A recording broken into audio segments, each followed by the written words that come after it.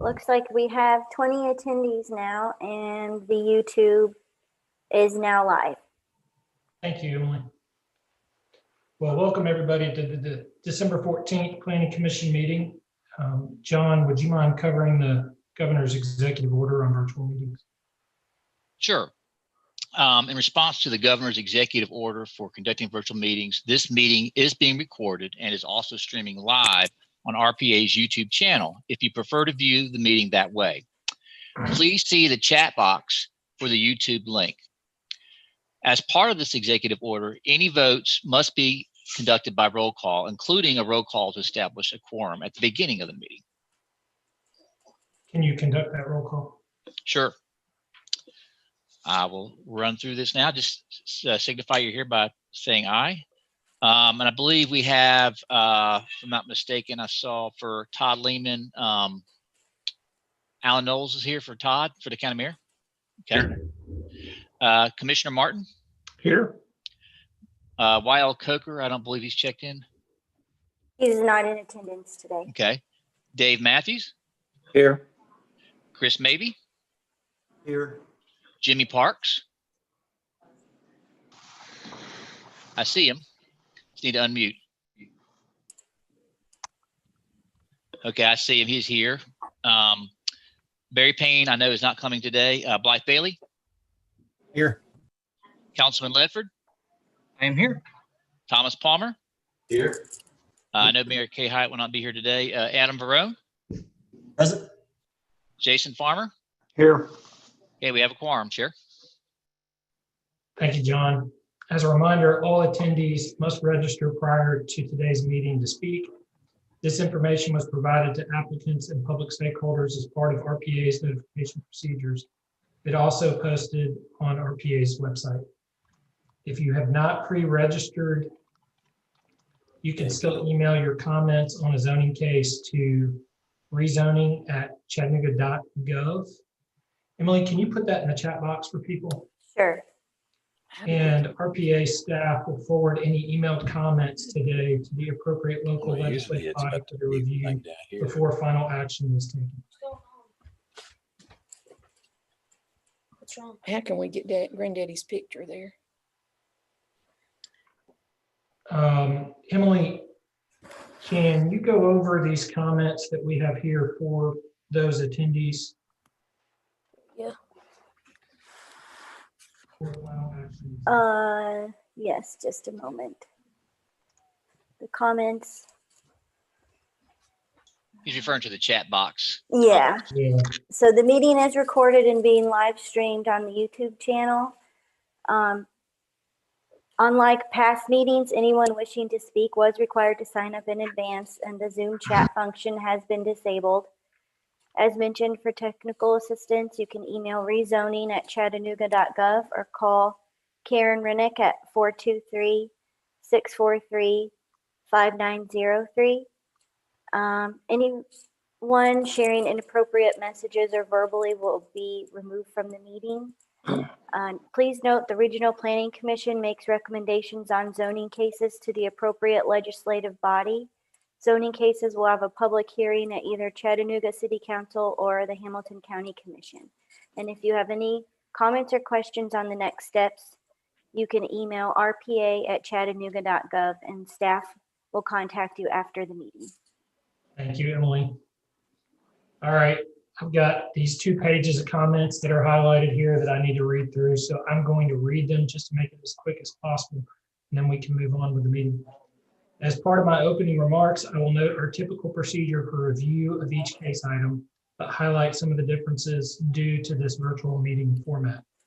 Planning commissioners have received the staff reports for cases on today's agenda and have had time to review the cases and the information prior to this meeting. We will use the following procedure for cases. For each case with a recommendation to approve or approve with conditions, I will ask the staff if anyone has notified staff that they would like to speak in opposition to the case or to the conditions. If there is no one, unless a PC member requests a staff presentation, we will proceed to a roll call vote. For staff recommendations to deny or for cases with registered speakers, we will start with a staff presentation. Following the staff presentation, if there are no questions from PC members, I will ask for the applicant to be recognized. The staff person will move the registered speaker into this forum with the Planning Commission, unmuting them and allowing them to speak. If for some reason your name is called and staff does not unmute you, please immediately indicate in the chat box that you are present. The applicant will have 7 minutes to present their request. Please note that there will be a time clock displayed on the screen that will keep track of your remaining time. If there is any opposition, you will have a total of 9 minutes. If there are multiple speakers for opposition, I may ask you to wrap up your remarks so that others may speak. The applicant will have 2 minutes to respond. Please direct your comments to the Planning Commission and not to the audience or the applicant. Once Planning Commission takes action, if you have any questions, please put your question and contact info email in the chat box, and a staff member will follow up with you in the next several days. Note that for most requests other than subdivisions, Planning Commission makes a recommendation and final action on the request is taken by local council or commission the following month, allowing another opportunity for input. Staff will post next meeting dates on cases in the chat box. We'll proceed with today's agenda. Thank you, everybody. And I also want to wish everybody a Merry Christmas. We're what, 9 days away? Starting to feel a little bit like Christmas. So with that, we'll move into our agenda. The first item in our agenda under preliminary plats is SD 2020-0033. And this is located at 5564 Dayton Boulevard and has a staff recommendation to approve. Move to approve. Second. Thank you, David. I had a motion from David and a second from Councilman Ledford. Was there any opposition? No, there's not. Okay. Any discussion? All in favor, please indicate by saying aye at roll call. Knowles? Aye. Martin? Yes. Coker? Not here, that's right. Matthews? Aye. Maybe? Aye. Parks? Aye. Bailey? Aye. Ledford? Yes. Palmer? Aye. Palmer? Yes. Varone? Yes. Farmer? Yes. Motion carries. Thank you. Next case on the agenda is SD 2020-0034, and this is located at 6600 block of Snow Hill Road. This has a staff recommendation to approve. Is there any opposition present? Move to approve. Second. We have a motion to approve and it has been seconded. Emily, can you confirm there's no opposition? There is no opposition, Mr. Chair. Thank you. Any discussion? All in favor, please indicate by saying aye. Knowles? Aye. Martin? Yes. Matthews? Aye. Maybe? Aye. Parks? Aye. Bailey? Aye. Ledford? Yes. Palmer? Yes. Varone? Yes. Farmer? Yes. Motion carries. Thank you, Mr. Bridger. Next case on the agenda is SD 2020-0036. And this is lots 57 through 81 at an unaddressed parcel of Oakville Drive. And this has a staff recommendation to approve. Is there any opposition present? No, there's not, Mr. Chair. Move to approve. We have a motion to approve. Second. It has been properly seconded. Any discussion? All in favor, please indicate by saying aye. Knowles? Aye. Martin? Aye. Matthews? Aye. Maybe? Aye. Parks? Aye. Bailey? Aye. Ledford? Yes. Palmer? Yes. Varone? Yes. Farmer? Yes. Motion carries. Thank you, Mr. Bridger. Next case on the agenda is SD 2020-0037. And this is located on Bennett Avenue and Union Avenue it's a variance request for a right-of-way reduction. Emily, is there any opposition present? No, there's not, Mr. Chair. Thank you. Move to approve. Second. We have a motion to approve. It has been properly seconded. Any discussion? Who's the seconder on that, just for the record? We have Matthews. Matthews. Okay. Any discussion? All in favor, please indicate by saying aye. Knowles, Aye. Martin, Yes. Matthews, Aye. Maybe, Aye. Parks, Aye. Bailey, Ledford, Yes. Palmer, Yes. Barone, Yes. Farmer. Yes.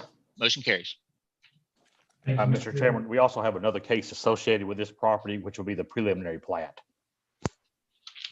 Okay, Because that was on the variance request. It also has a plat to go with that. okay.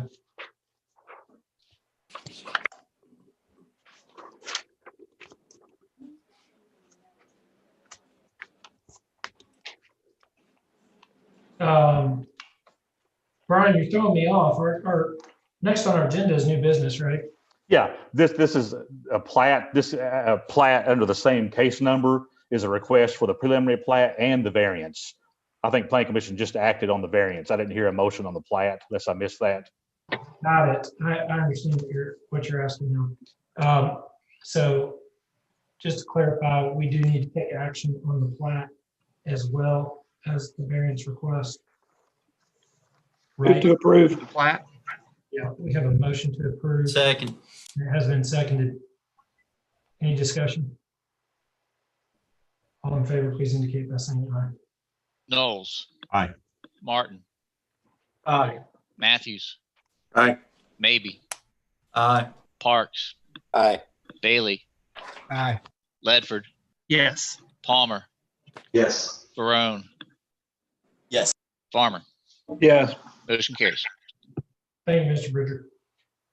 Hey, Emily, we have 11 cases here, and all but one of them is to approve, and one of them is to approve other.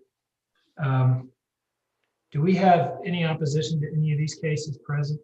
Yes, Mr. Chair, we have opposition for mandatory referral 2020-0171. There are 4 people that have registered to speak. Okay, and is there any opposition to any of the other cases? No, there has not been written or public who has wished to sign up to speak for any of the other cases.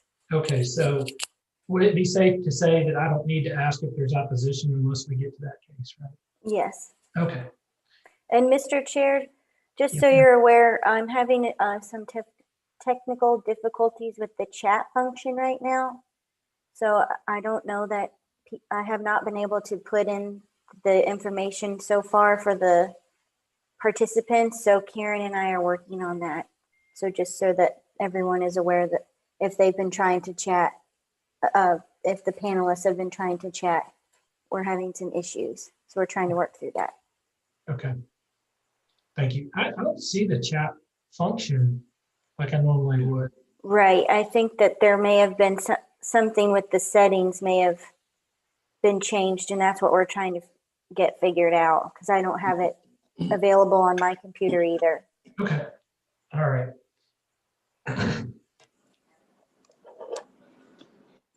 All right, moving on into the agenda, we have a staff recommendation to approve case 2020-0169 located at 612 Smith Street.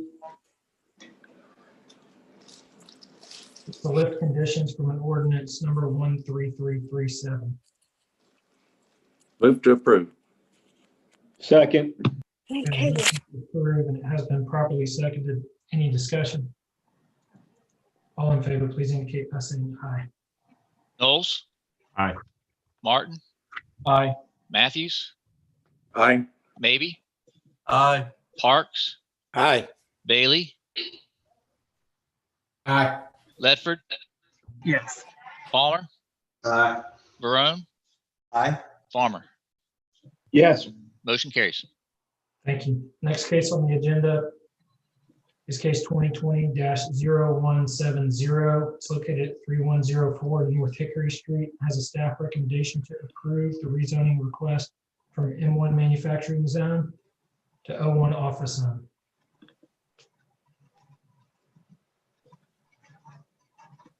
Move to approve. Second. We have a motion to approve, and it has been properly seconded. That's taken by Ledford. Knowles, Knowles, Yes. thank you.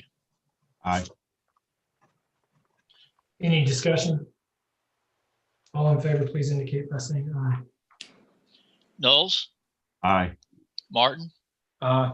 Matthews, Aye. Maybe, Aye. Parks, Aye. Bailey, Sorry. Aye. Ledford. Aye. Palmer, Aye. Barone, Yes. Farmer. Yes. Motion carries. Thank you, Mr. Bridger. Regarding case mandatory referral 2020-0171. This is located at the 400 block of Druid Lane, and this mandatory referral is for a sewer easement abandonment as a staff recommendation to approve. I understand that we do have some opposition present, and we do want to make sure that we hear from you. Just wanted to tell everybody that is in attendance that, you know, all we're here really to discuss today is the specific request of the sewer easement being abandoned. And this does have a staff recommendation to approve. It's been reviewed by RPA and has been determined that, you know, it can be relocated and of course the easement with that. So with that, Brian, do you have any additional comments for those that are here in opposition? No, but Sharon, I think that is correct. We did receive some comments on opposition. I did share that with Planning Commission this morning via email, those comments. I skimmed through the comments this morning. Most of them appear to be related to clearing of the site, building on steep slopes, removing of trees. Again, these are existing lots. The applicant's not asking for any new additional lots. These are lots of record.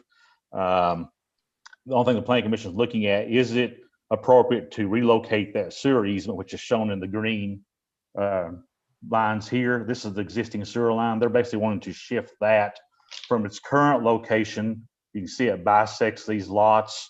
They're basically wanting to shift it to the rear so homes can be developed on this site. So again, the city doesn't have anything on the books related to development on steep slopes or removal of trees. They will have to revegetate any type of land disturbing that occurs on that site. But again, that's not what the Planning Commission's looking at or requested to look at today. Yeah, Brian, we're working on it. Right. And here you can see this is the site here. It's highlighted in sort of the yellow. This is the site location here. And I believe based on opposition comments, those trees have been cleared, which the applicant has that right to do that based on pulling permits.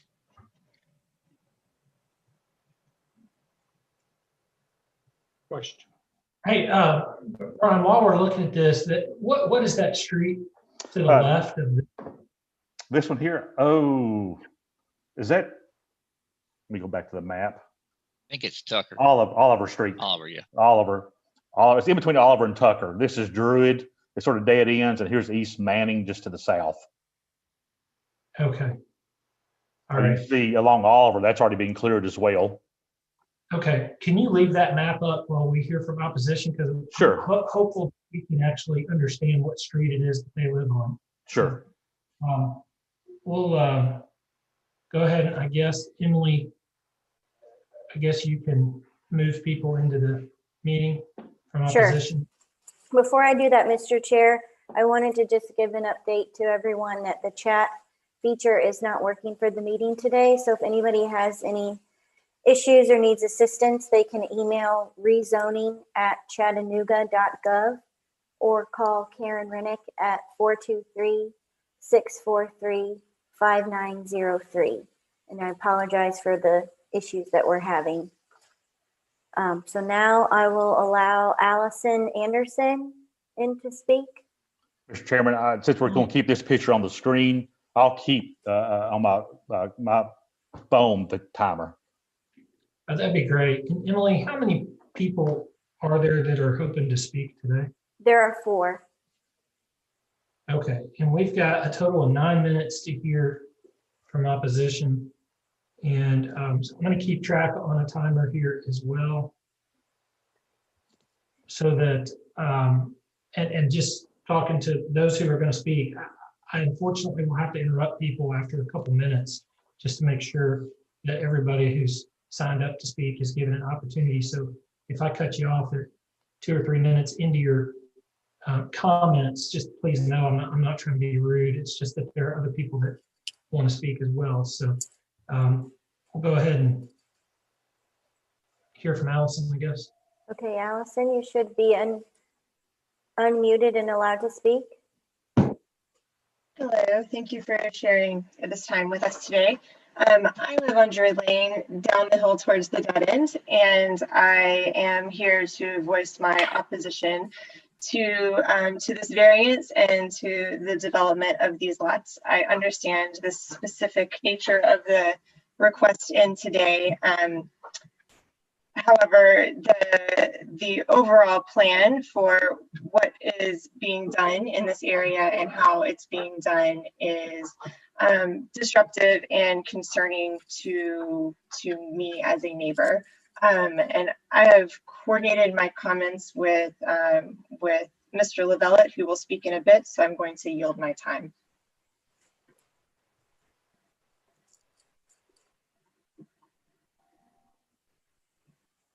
Okay, thank you, Mr. Chair. Would you like me to allow Mr. Grant Lavellette into the meeting? Yes, please. Okay. Grant, you should be allowed to speak. Hello, everyone. Thanks for the opportunity to speak on this issue today. I'm going to try to focus my comments on the particular request. This developer has already clear-cut 2 lots on Druid Lane with little evidence that they have the expertise to develop them, or that the development is economically viable, or that people will want to buy houses in a drainage ditch. At the absolute minimum, this request should be denied until they successfully develop and sell the lots on Druid Lane they've already cut. There's no reason for the city to rush this decision on the sewer line abandonment. In rerouting the sewer line, there's no area in these lots to stage any sort of construction, because the lots immediately slope away from the road at an up to 45-degree angle. And in the process of only clear cutting and pouring a little concrete in the existing lots further up the road, they have already blocked the road for more than an hour at a time, trapping us in or out of our homes and posing a danger to public safety, since emergency services don't have access to the road during those times either. As someone else noted, this is a dead-end road, so when those roads are cut off, so when construction vehicles are blocking the road, there is no way for us to access our homes. There's no way for emergency services to get to us if we have an emergency. The contractor has not shown that they possess the capability to reroute a sewer line, nor that they care about water quality or runoff. They have made no attempt to protect water quality or control runoff in the existing clear-cut lots on Druid Lane until there were complaints, and they will continue to cut corners and try to get away with it. If the sewer work is done poorly by this contractor, they could end up flooding the homes that they're looking to build, as well as existing homes. And if they clear cut the lots to reroute the sewer line, which what they've done with all the previous lots they've developed, it's possible that they might even destabilize the road, since those trees are holding the road, the dirt in the road in place. And like I said, it slopes away at 45 degrees angle right next to the road. At the very least, a thorough impact study should be conducted by independent outside experts, and that should be required before considering this request, to make sure that our road is not going to wash away if they clear cut those lots to reroute the sewer line. I think this is a request to put our homes and safety at risk, so this developer can try to turn a quick profit on lots that are so poorly suited for development that no reputable developer has tried to develop them in the past 100 years. I'm certainly not opposed to additional development in North Shore. My own house was built on a somewhat difficult lot after a smaller, very old house was torn down by a developer with extensive expertise in building on difficult lots, and with the assistance of independent foundation experts. But some lots are just not suitable for development at all, and these lots require additional study to ensure that those of us who already live here are not going to be harmed or unduly inconvenienced during the development of these lots and during the rerouting of the sewer line. Because otherwise, if this developer does a poor job or decides that it's not economically viable in the middle of it and abandons it, like what happened with the pit on Tremont Street, those of us who already live on Druid Lane will be dealing with runoff issues, water quality issues, and a potentially destabilized road forever. Thank you for the opportunity to speak today. Mr. Chair, I'll now allow Kevin Comerford in. Kevin, you should be allowed to speak. Yes, thank you for your time today. Rather than reiterate a lot of what Grant has said, I'll just add my own comments to it and try to keep it narrowly tailored to the specific request for the sewer line abandonment. I also live on Druid Lane, and I've been here for about 6 years and have seen substantial development occur on Druid Lane that was done smartly with developers that appear to have the capacity to follow the rules as they exist for development. I lived on Druid Lane when Grant's house was being built and got to witness, what a developer that is skilled in dealing with steep slope lots and drainage issues, how they will handle and mitigate those efforts. I've had the opportunity on the 2 clear-cut lots to see how the current developer is not taking those same steps and does not appear to have the same skill set as some of the other developers that have developed on Druid Lane in the past. One thing that I would like to highlight about Druid Lane is it's on the edge of this 45-degree sloped, upwards of 45-degree sloped cliff face, we'll call it that. And it's essentially at the bottom of it is a holler where stormwater collects running off from above Druid Lane. There is Oliver Street to the west, Tucker Street to the east, and water where this sewer line easement currently is placed is the natural slope where this water will try to travel. And lots developed across the street from me at 499 Druid Lane had some challenges to them, but the runoff issues were abated. That lot currently abuts directly with the Arrowhead development that is being proposed here. During storm situations, there is essentially a live creek that runs through that area. Whether this could be mitigated by a developer with skill set, I think is a little bit questionable and would warrant further study. But given what I've seen on the 2 clear-cut lots, my view is I don't think that the current developer has that skill set. Some of the issues that I've noted with the current clear-cut lots include things like illegal fill. There is currently a pile of concrete waste debris sitting on the lot that is apparently being used as fill material that, to my understanding, does not meet the guidelines for fill. And I think that's important in understanding what the future ramifications of granting this sewer line abatement and rerouting it would be, given runoff issues. Yes. Sorry to interrupt. Emily, I think, is there one other person that was wishing? Yes, one more person. I think. Thank you for your time. Yeah, we got about 2 minutes left. Okay, I'm going to allow, I'm not sure if I'll pronounce the name right, Mitzi Johnson. I'm going to allow you to speak.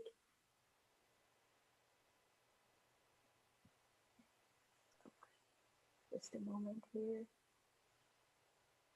Okay, you should be allowed to speak.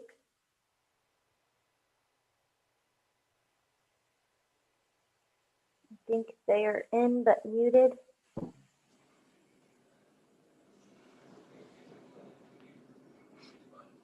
Mize Johnson, you are in, but your mic is muted. Okay. Just a second here. We can hear you. Good. Okay, can you hear now? Yeah. Okay. I actually live on Oliver Street, and my house butts up to the back end of the 2 lots that have already been started developing.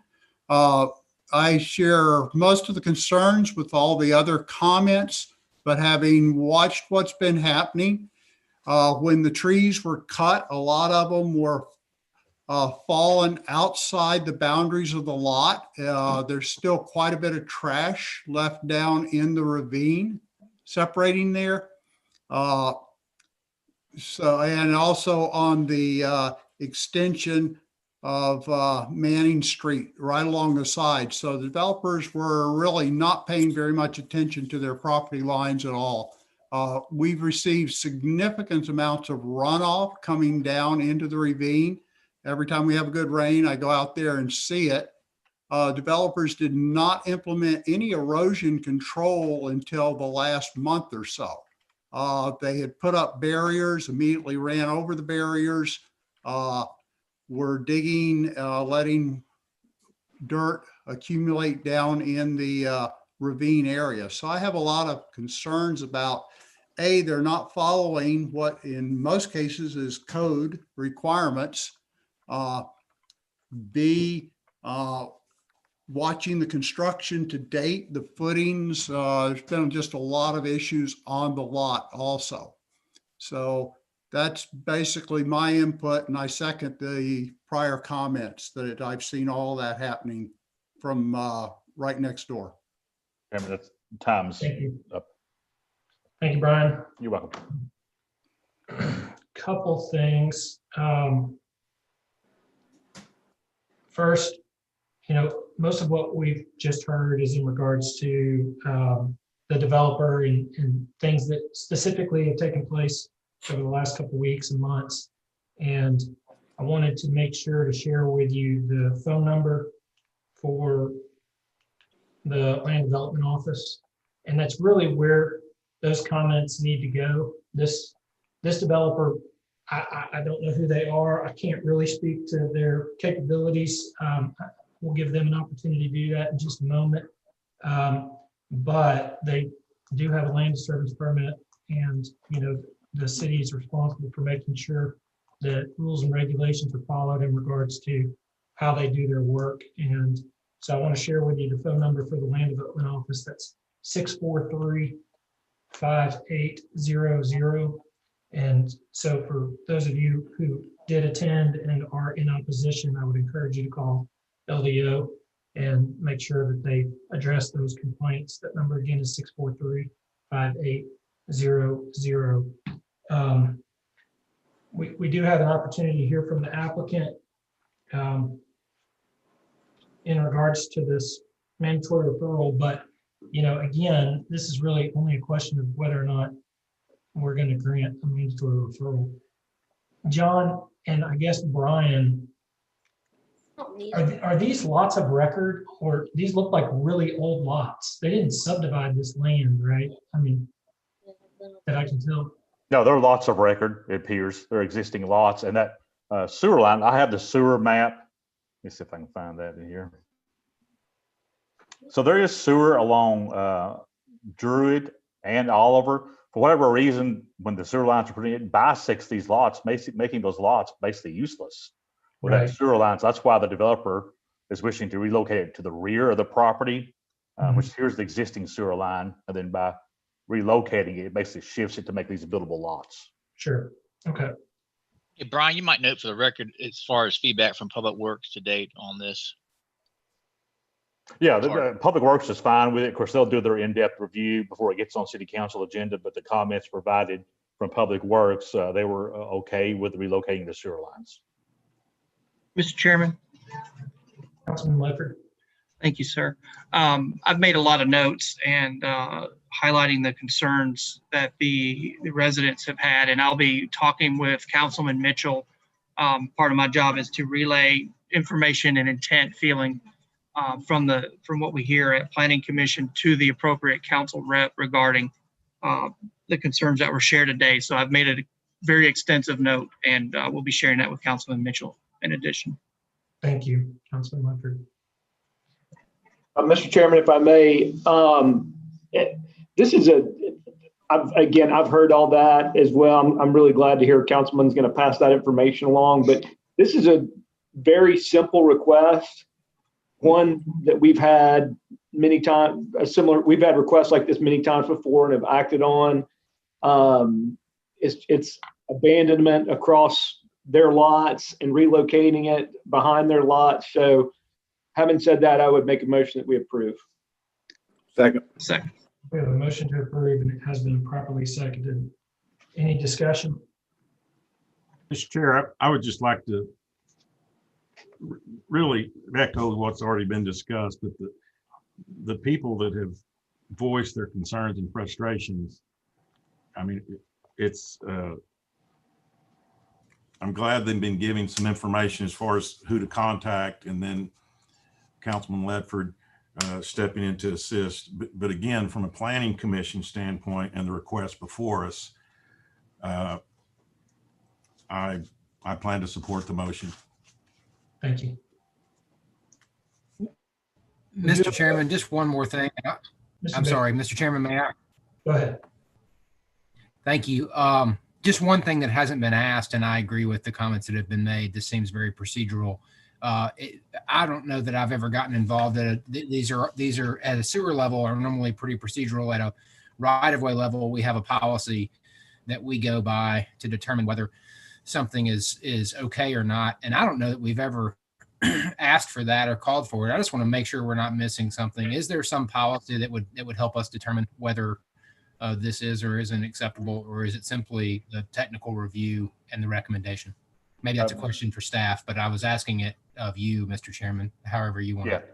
When staff look at these, we would look to make sure, where the existing sewer lines are. Would abandonment actually cut off sewer to anyone?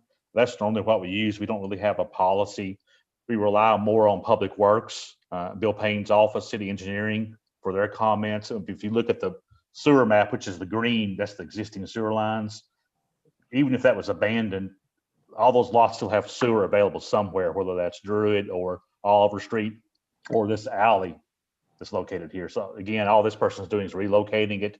Does not appear to cut sewer off to any lot. So that's why staff would recommend approval. Thank you, Brian. That's what I figured. If there was a determination that it wasn't doable, then presumably the technical staff would not recommend approval, right? That's correct. That's correct. If it was cutting off sewer access to one of those lots, staff would recommend to deny until they were able to prove that there's sewer to any lot that would not have public sewer available to it. Thank you. Thank you, Mr. Schultz. We do have a motion to approve and it has been properly seconded. Any further discussion? I have one question, Mr. Chairman. If we, for some reason, did not approve this, could that homeowner could not build on those lots, correct? That would be LDO, but I don't think so, because that sewer line and easement pretty much bisects these lots. I don't know that you could, I assume, maybe it's a builder on the planning commission could answer that. My initial response would be no. You'd have to stay out that side of that sewer easement. Typically, there's a 20-foot sewer easement along any public sewer line. So it would be difficult. So somewhere in the past, the person that owned this property granted this diagonal sewer easement, correct, on his property? Perhaps somebody who owned it back in the day, or the city went in extending sewer lines, was granted an easement to extend public sewer lines. But whatever it is, it does bisect these lots. Are they in there now? You talking about the sewer lots? Actually installed. Sewer. Yes, it's in there now. They have it labeled as existing sewer. Okay. But Mr. Martin, to answer your question, lot 401, 403, 405, 407 could all be developed even with that sewer easement there.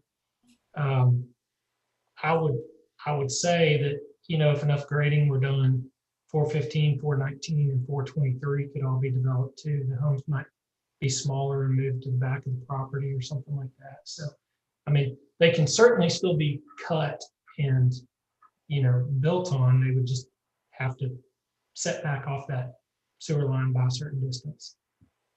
And just one other comment that I would make, when these people that live in the area, we're talking about the trees being cut down.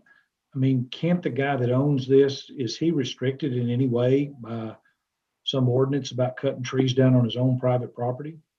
No, there's not a current ordinance in place. And Mr. Schultz, if you'll go back to that one aerial picture, you can see where in the past, homes were built on Oliver Street and homes were built on Druid Lane.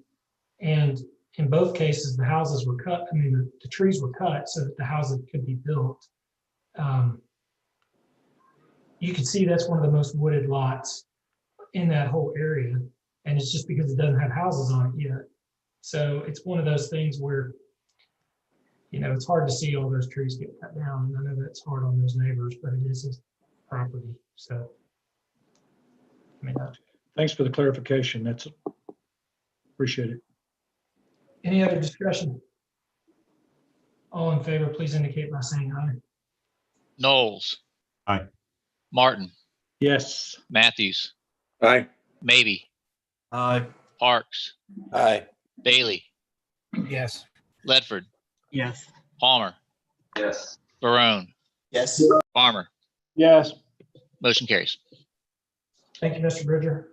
Next case on the agenda is 2020-0172, and this is located at 0 Hickson Pike, and this is an application to rezone from R1 residential zone to C2 convenience commercial zone, and has a staff recommendation to approve. What's the will of the commission? Move to approve. Second. We have a motion to approve. It has been properly seconded. Any discussion? All in favor, please indicate by saying aye. Knowles. Aye. Martin. Yes. Matthews. Aye. Maybe. Aye. Parks. Aye. Bailey. Aye. Ledford. Yes. Palmer. Yes. Barone. Yes. Farmer. Yes. Motion carries. Thank you, Mr. Bridger. Next case on the agenda is case 2020-0173. And this is located at 1639 Rossville Avenue. And it's an application to rezone from UIN3 Urban Industrial 3-story zone to UCX3 Urban Commercial Mixed Use 3-story zone. And has a staff recommendation to approve. What's the will of the commission? Move to approve. Second. We have a motion to approve, and it has been properly seconded. Any discussion? All in favor, please indicate by saying aye. Knowles. Aye. Martin. Aye. Matthews. Aye. Maybe. Aye. Parks. Aye. Bailey. Sorry. Aye. Ledford. Yes. Palmer. Yes. Barone. Yes. Farmer. Yes. Motion carries. Thank you, Mr. Bridger. Next case on the agenda is case 2020-0174, and this is located at 15206 Slabtown Road. And this is a special permit for a single wide manufactured home and has a staff recommendation to approve. What's the will of the commission? Motion to approve. Second. We have a motion to approve, and it has been properly seconded. Any discussion? All in favor, please indicate by saying aye. Knowles. Aye. Martin. Yes. Matthews. Aye. Maybe. Aye. Parks. Aye. Bailey. Aye. Ledford. Yes. Palmer. Yes. Barone. Yes. Farmer. Yes. Motion carries. Thank you. Mandatory referral 2020-0175 located at 1210 Mercer Street. And this is a mandatory referral for public property access change of use and has a staff recommendation to approve. What's the will of the commission? Move to approve. Second. We have a motion to approve, and it has been properly seconded. Any discussion? All in favor, please indicate by saying aye. Knowles. Aye. Martin. Yes. Matthews. Aye. Maybe. Aye. Parks. Aye. Bailey. Aye. Ledford. Yes. Palmer. Yes. Barone. Yes. Farmer. Yes. Motion carries. Thank you, Mr. Bridger. Next case on the agenda is 2020-0176, and this is located 3774 W Road. And this is a special permit for a short-term vacation rental. and it has a staff recommendation to approve.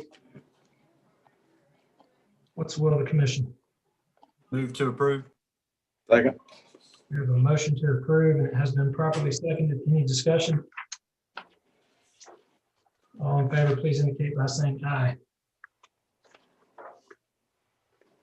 Knowles. Aye. Martin. Yes. Matthews. Aye. Maybe. Aye. Parks. Aye. Bailey. Aye. Ledford. Yes. Palmer. Yes. Barone. Yes. Farmer. Yes. Motion carries. Thank you, John. Next case on the agenda is 2020-0179, and this is located at 662 Shalford Road. And this is an application to rezone from R1 residential zone to C2 convenience commercial zone. This case has staff recommendation to deny the applicant's request and recommend another. Emily, is it possible to get the applicant into the meeting?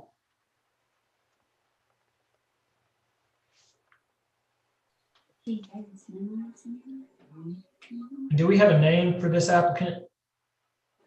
Let's see. I'm sure. Is Mr. It's Chairman, Agape. we just have B&H B&H Real Estate Holdings. Okay. Mr. Chairman, I've got a question to staff. Alan? Does the applicant agree with what you're recommending to approve? We have not heard differently. What we're recommending is an O1 zone, an office zone. This is for a medical spa. They're not doing any retail sales. This would fit the 2009 Shalford Road Lee Highway policy plan, which recommends office and residential uses. That's why staff has recommended to go O1 instead of C2. So they've been Still allows notified them- of your recommendation. But Yes, they did get the recommendation. When did you notify them?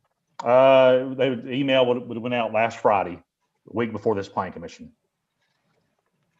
I'm hoping to hear from the applicant. Emily, have you been able to get them in the meeting? You're on mute, Emily. Yes, we're here. We're here. Okay. Is that you, Amanda Booker? Yes. And Okay. Angie Hodges, the both of us are here. Okay, thank you. So you've received a copy of the staff recommendation and had an opportunity to review that. Are you okay with what's been recommended by staff? Or do you take issue with any of it? Actually, I don't think we received, we haven't received that. Maybe you sent it and maybe you sent it to my email. My email has been quirky. I couldn't even get on this Zoom call. So we had to get Emily to resend it. So can you explain it to us, the difference? Mr. Schultz, can you do that? Yes, we did email the applicant, whatever email we had on file. Yes. So you may have bested an email, but yeah, you're recommending, you requested C2, which allows retail sales, a wide range of uses. We do have a land use plan, which is adopted in 2009. That's one of the things we looked at as part of this review, as well as other things, adjacent land uses, et cetera. The plan, which is adopted in 2009 as a new policy, recommends specifically on the south side of Shalford Road, between I think it's Beeler Avenue and Maydale Road, that those parcels be used for moderate density residential and office uses such as R4 and O1. So we're recommending O1. O1 allows professional offices, medical offices, medical spa like you're proposing. So your use would be allowed in that O1 zone. We did confirm with codes enforcement just to make sure that was our understanding. They did agree that O1 or R4 was a better use. O1 is much better in terms of what you're proposing to use. Okay. Perfect. That Okay. sounds perfect. Yeah, Thank that's you so great. much. Thank you. Councilman Ledford, did you have something? I do, as you probably have guessed, Chairman, for the applicant, please. Amanda, hi, how are you? I'm doing well. How are you? Great. Hey, have you talked to Dr. Burrs about this project at all, the council rep for the area? No, we have not. Okay, can I highly recommend that you do that? Okay. Please reach out to her. Absolutely. Yeah, that would be very helpful before we hear this at council next month. Okay. She's and like a lot of us are very very hands-on, and would definitely want to hear from you before she makes her final decision. And council is brought before council in the planning and zoning committee, and then for a final vote. The second part is for staff. Thank you, Amanda. Thank you. Yep. Brian, does 01 allow drive-through capability? I think you have to be part of a, let me check. I don't have my own. I think you have to be part of a, maybe John can answer what I'm looking for. I think you have to be part of a, isn't that full story? Go ahead. You think for a pharmacy use, Brian? Yeah. Yeah, that's where I'm going, because I know what Dr. Burrs is going to ask before we even get there. Okay. We do not need a drive-through. Okay, so you would be okay with a condition of no drive-through? Yes. Okay, very good, very good. I think that would be helpful, knowing that we took some extra steps for Dr. Burrs in her review next. So, this is Councilman Ledford. It does not specifically prohibit drive-throughs. It doesn't prohibit it, so we'll need to condition that, I think. Right. Okay.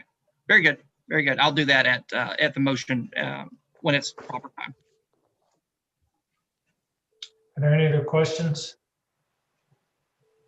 I'd entertain a motion to deny the applicant's request and approve the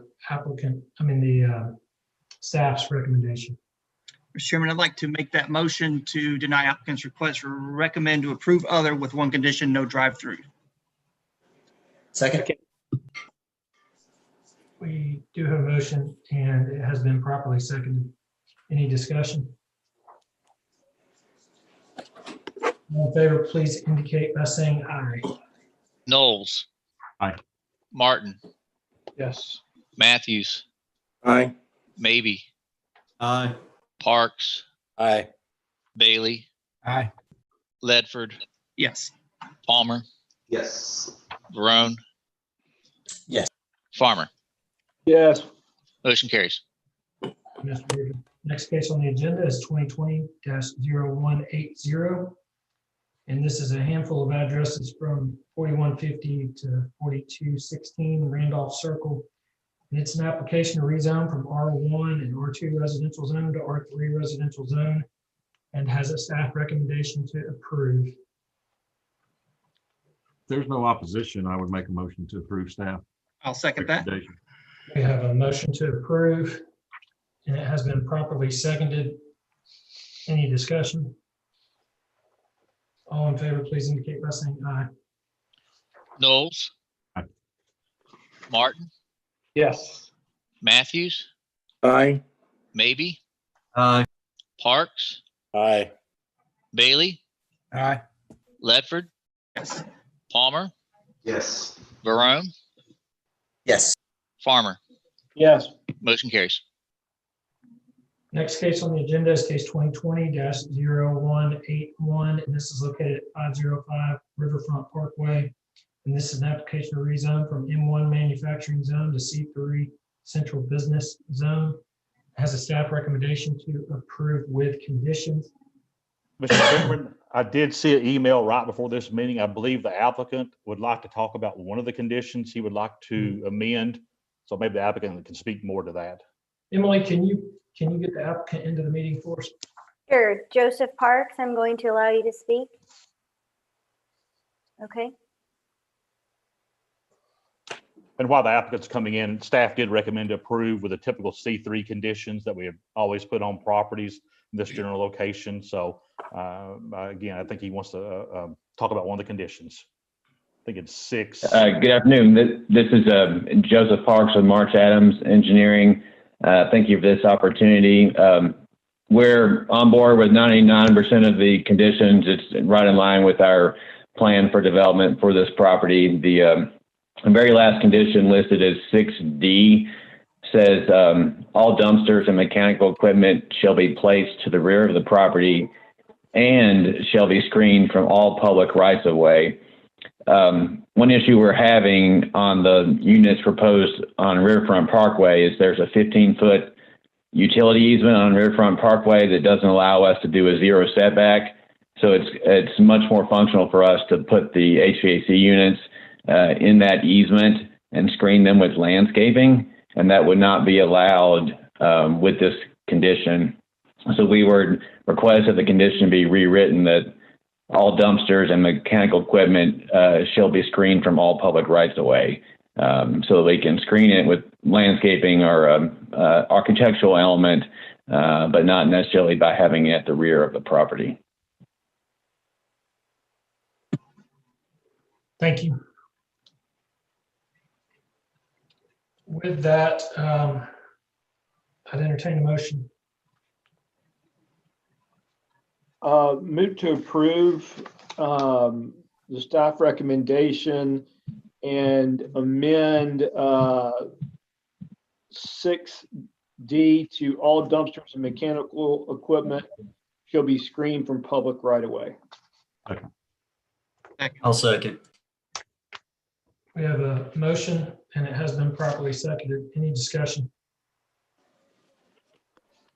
All in favor, please indicate by saying aye. Knowles?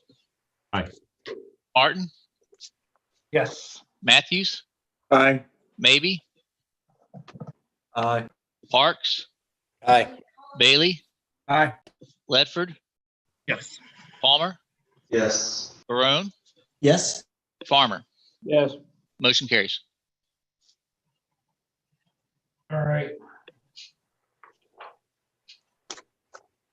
Next item on the agenda, and if we can get this knocked out in 3 minutes with the public comment and approval of minutes, we'll have had our first ever 1 hour planning commission meeting. Before we get into the staff presentation, which I don't take any personal responsibility for the fact that it was.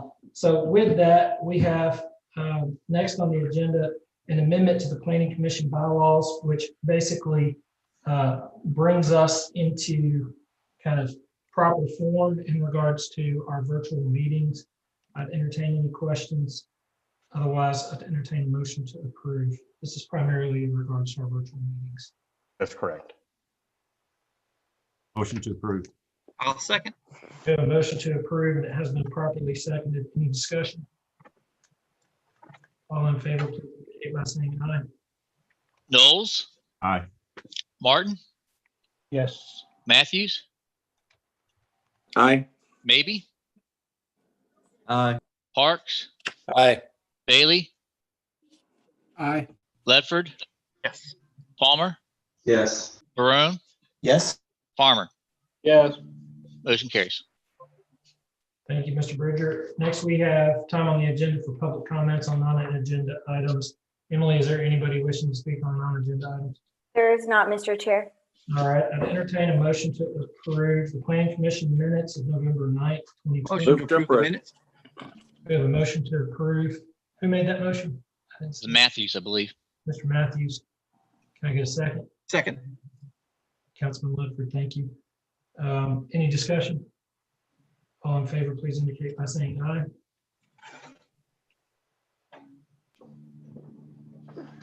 Mr. Bridger, I need you to take a roll call. Sure. Knowles? Aye. Martin? Yes. Matthews? Aye. Maybe? Aye. Parks? Parks? Okay, so Bailey? Aye. Ledford? Yes. Palmer? Yes. Barone? Yes. Farmer? Yes. Motion carries. Thank you, Mr. Bridger. All right, for the record, I have us finishing that meeting in 59 minutes. Now, because we were so efficient, we now have time for staff to present a few things to us. So you've got the jobs housing report, which I've had the opportunity to see and I think is really, really incredible. So looking forward to you sharing that with us. And then we've got the Area 11 plan, existing conditions update. So Mr. Bridger, I'll hand it over to you. Yeah, I'll just give a quick setup. This really started out as an idea from one of our new staff. Caitlin Crawford was looking at. I thought I heard some background. So anyway, looking at some recent trends, comparing, basically what was going on prior to the recession in 2009, 2010, and where we are now in terms of jobs and housing. Since then, of course, a lot has happened, including COVID, as we know, big game changer. But basically, this just gives us an overview of what's going on in the region. So looking beyond Hamilton County, but looking at our entire our region in terms of what's going on in terms of job growth trends as well as housing, to kind of get a feel for what's happening in the county itself. So with that, I'm going to turn it over to Caitlin, who is the project lead on this, and she's going to walk you through some of the highlights on the report. You should have gotten it ahead of this meeting, and she's just going to cover some of the highlights. And we'll have a couple pause points for discussion as this goes along. So Caitlin, I'm going to turn it over to you. Hey, Caitlin, Yeah, thanks, John. Hey, Caitlin, this is Brian. Just let me know when you want me to advance the slides. That sounds great. And yeah, you can advance it right now. That's cool. Yeah. Okay. So yeah, I'm Caitlin Crawford. I'm a planning analyst at RPA, and I've been working on this report for quite a long time now, but it looks like we're finally there, at least for the first iteration. And then of course we're going to keep updating this. I think in the 2 to 3 year time frame is what we were kind of thinking. But really, kind of to step back for a second, why we decided to do this. There's been a lot of reports, both national and local. So Country Press especially has been reporting on this, about this idea that there might be something there might be a disconnect between our jobs and our housing, and not just local, but across the entire country. And so we kind of wanted to look at this on the county level and use data, census data, our own building permit database. We used a lot of Bureau of Labor Statistics, employment data, and we use that kind of to just paint this picture, this high level picture of where we are in our housing and our jobs and how they're related, or if they're even related. This report really looked at 4 major relationships. So it looked at the number of new jobs versus the number of permitted housing units. It looked at that spatial relationship of where those are happening in our county. It looked at incomes as well as wages, and how that's related to housing costs. We break that out by tenure, so renters versus homeowners, because there's a big difference between the two of those. And then we also kind of looked at our population and how that's changing with more seniors as well as our decreasing working age population. So it's kind of where we're going, but those were the 4 main spots. And so Brian, you can move on. So we're going to jump right in. So this is kind of the first, this is just the number of new jobs versus the number of permitted housing units. And so just to kind of explain the graphic, because I know it could be kind of small on people's screens, but the blue bars are the number of permitted housing units per year. And that includes, so that's new housing units as well as demoed housing units. So we kind of took the net between the two. And so those might be a little different than what you think, but that does include things that were demoed in units that were demoed in those years as well. And then the orange dots and the orange trend line is the number of new jobs per year. And so clearly you can see the recession in 2008 and 2009, that's pretty obvious, that big dip. But then the red box is highlighting, those are highlighting before the recession and kind of in recent years. And we use those 2 years kind of throughout the report to kind of show different trends earlier and kind of in recent years. And so really the big ticket items from this graph per se is that before the recession, we were adding almost 0.5 jobs per new permitted housing unit. So we're adding more housing than jobs. And then in recent years, we really have been adding more jobs than housing units. So we have 1.8 jobs per housing unit is what we're kind of adding. That's that statistic. So that's kind of the main takeaway there. There's also, just if you look at this graphic, there is a lead lag relationship. So, jobs come online and then housing comes 1 or 2 years later. So that's kind of something you got to keep in mind. Housing doesn't come right when a job is created, a new housing unit does not just pop up. There is a lead lag relationship. So you have to put that in consideration. Brian, next slide. Okay, and so then because of this kind of, we're adding more jobs than housing, but what kind of housing are we adding? Everything okay? Hey, yeah, you're doing great. I just wanted to make sure that as you were going through this, people could ask questions if they had them. Oh yeah, sorry, I could talk all day. So yeah, please just. Can I ask? Sorry, go ahead, Jason. Can you go back? And I spent a pretty good amount of time on this report, and it's really good. But I just want to be clear on this. You're including multifamily. Yeah. Yeah. This is all units. So this is any housing unit. Okay. This is combined. The next one we break up what those housing units look like, but this is just all units per year. Hey, Caitlin, I've got a question there as well. Can you go back to that slide? You had mentioned that there's a lag between housing and jobs, but I have heard from city leaders in other parts of the country that that actually is not the case, and that in order to produce the jobs, the housing has to come first. And so I just, as you say that, it just makes me wonder, is that a Chattanooga thing that we have to go out and create jobs and then we build housing, and other cities are actually building housing in advance of those jobs? Because if there's no housing, then employers don't come here to put businesses because they can't, there's no place for them to live, you know? So I've heard that that's the opposite in other cities. I just didn't know if any of your research spoke to that. Yeah, so we didn't necessarily look into other cities on this technical relationship right here, but I mean, we were just more talking about this graphic and what it represents. And it is showing that we do have a lead lag relationship. So right now, currently, that's what we're doing in Chattanooga. Like, usually in this graph, we are adding jobs, and then we're kind of, our housing is trying to catch up with those jobs kind of after. So it is something we can look at. And at the end of this report, we did have policy questions. So there's something that, is that something we should look into, is like, you know, should we be building our housing first for these jobs that we want to attract, or that kind of aspect? But that's more like a policy discussion. But this is just what's happening now and what's happened in the past 13 years. So we are doing that lead lag. Hey, Caitlin, I've got a quick question. Yeah. So when you say we, who's we? And the chairman said cities building. Can we clarify on that? Yes, this is countywide. So when I say we, this whole report, it's countywide. So it's Hamilton County.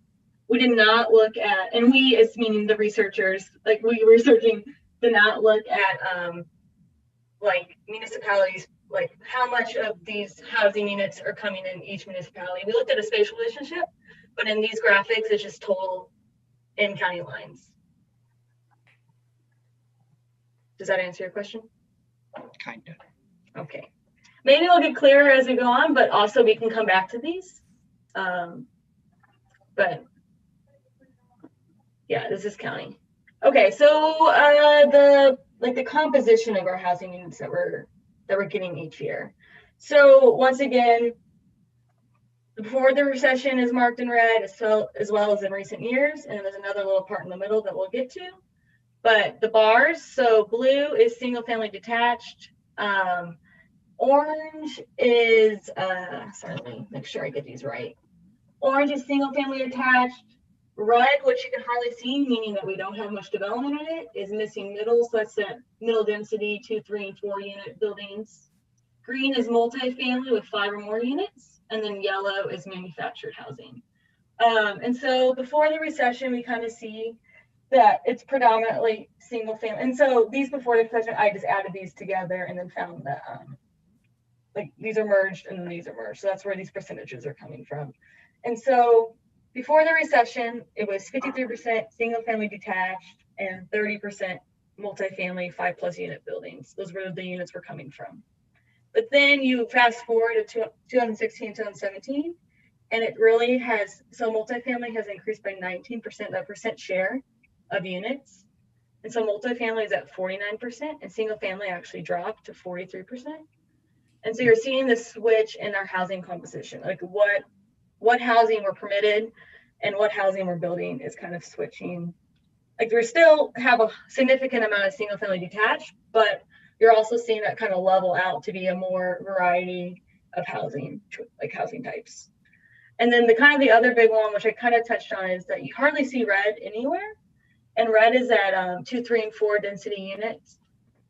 And we actually lost, when you take into account permitted units and demoed units, we actually lost some units between 2009, 2010, and 2011 in the 2, 3, and 4 units. So that's something that we're hearing a lot in media and kind of, you know, affordability question and like how do we make more affordable housing? And a lot of times they say missing middle or some sort of middle density infill. But if we're looking at this graphic, we do see that we actually lost some in certain years, and there's also hardly any throughout the years. But that's not to say it's just kind of like what we're seeing. This is just the overall timeline of it. And so with that, we kind of had a question that you guys might want to discuss. Brian, will you move it forward one more? So it's kind of like this housing data composition. Like, how does that align with what is being seen in these rezoning cases? It's kind of on point. Like, are we seeing more like a mixture of housing types as you get more requests, or is it still predominantly single family? Are we seeing more middle density requests? Are we seeing less? Are we seeing conversions? All of that, like, how is this graphic tie into Planning Commission and what you guys are seeing in recent years? Maybe that someone can touch on that, or if we could just, if no one wants to touch on it, we can just keep on going. But I'll stop and see if anyone has a comment. And Brian, you might want to go back to the slide before so that they can see this graphic. Yeah. Caitlin, I'll jump in and say that, you know, we hardly ever see requests for any of those 2, 3, and 4 bedroom units. And when we do, they're oftentimes met with a lot of neighborhood opposition because they're a lot of times in neighborhoods. So, you know, the duplexes that we do see are probably more in an attempt to not demo duplexes because they were built a long time ago. I think it's very, very uncommon for us to see that here at Planning Commission. When we do see it, it's normally in an attempt to preserve duplexes more than it is anything. And then I'll just say that, you know, I think this lines up with what we see just out in the field, not just in Planning Commission, but, you know, we see, you know, these multifamily buildings being built. I would suggest that most of those that are 5+ units are a couple hundred units. So it looks like, you know, that would be a lot of buildings, but it's really probably just a couple projects that make that happen. And so, I mean, I think, and it doesn't take up a lot of land either. So it'd be interesting to look at, you know, the amount of land that's being consumed for the different types of housing that's being built, because, you know, your missing middle product is using less land than the single family detached. Single family detached is, you know, coming to Planning Commission in an attempt through PUDs and variance requests and those sorts of things, trying to use less land than it did in the past. I mean, I think the public doesn't understand that if we have to put 2,500 units a year on the ground in Hamilton County, that's going to take up a lot of space. Trees are going to be cut down and, you know, hillsides developed in a lot of cases.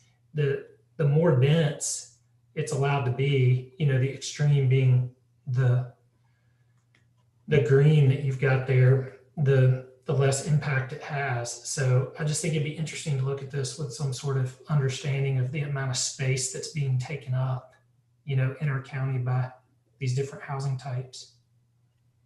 Yeah, no, I agree. Thanks, Ethan, for the feedback. That is something we didn't. Oh, yeah.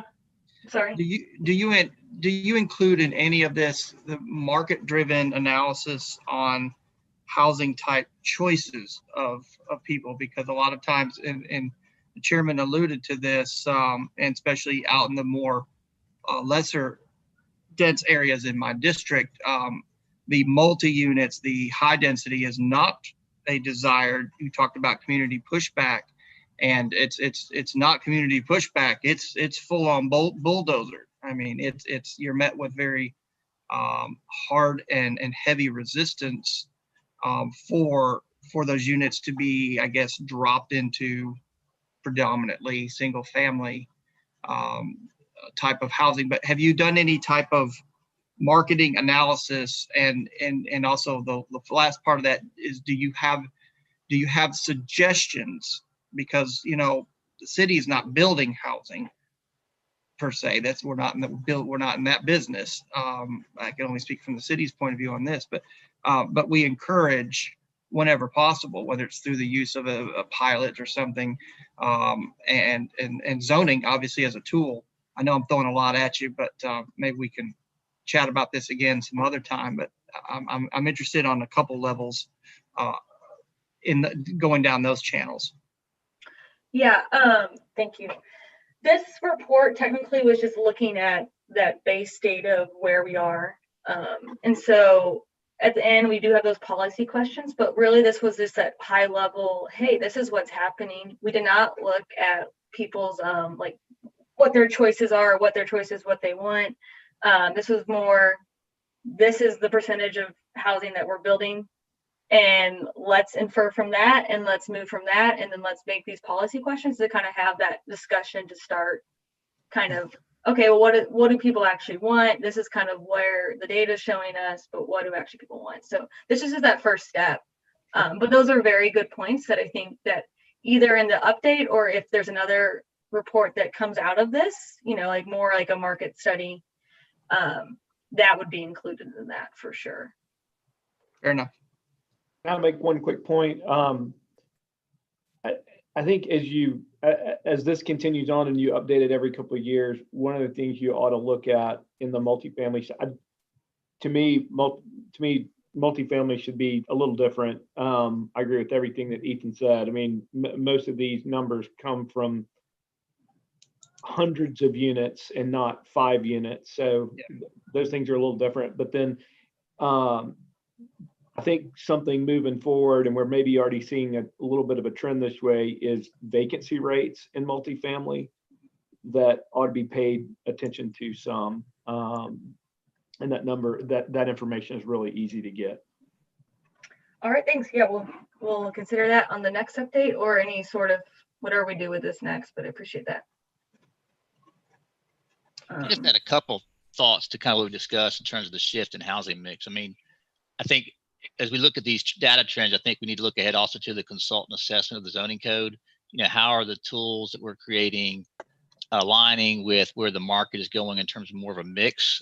Like, I think we all agree that when we've seen like PUDs and other requests, you see more townhouses being included in those. And I think there's a reason for that, is because both in terms of affordability, but also in terms of lifestyle changes, folks are wanting more different housing choices. And so, and I think, Darren, to your point, Councilor Ledford, I think clearly that's not in every location. We know that some locations are more appropriate than others, but to me, I think as I look at this data, it's telling me is the housing market of 2006 is not the housing market of 2017 and 2018. And so as we look at our zoning tools, and clearly as we get into our Area 11 plan update, our vision needs to be looking ahead to where the market's trying to go in terms of meeting those needs. So hopefully this will be good data to kind of help us be on track in terms of at least what's happening on the ground. As Caitlin said, we haven't got necessarily figured out all the why it's happening, but this is just what the data is telling us. Hey, John, can I throw one last part in this to make it really interesting? Sure. The impact of potential ADU. And it's a big missing piece, I would say, at my end. Yeah. It's something we've talked about a lot offline. So yeah, that would be something to incorporate. If that is included in policy, that is something we would incorporate in this report for sure.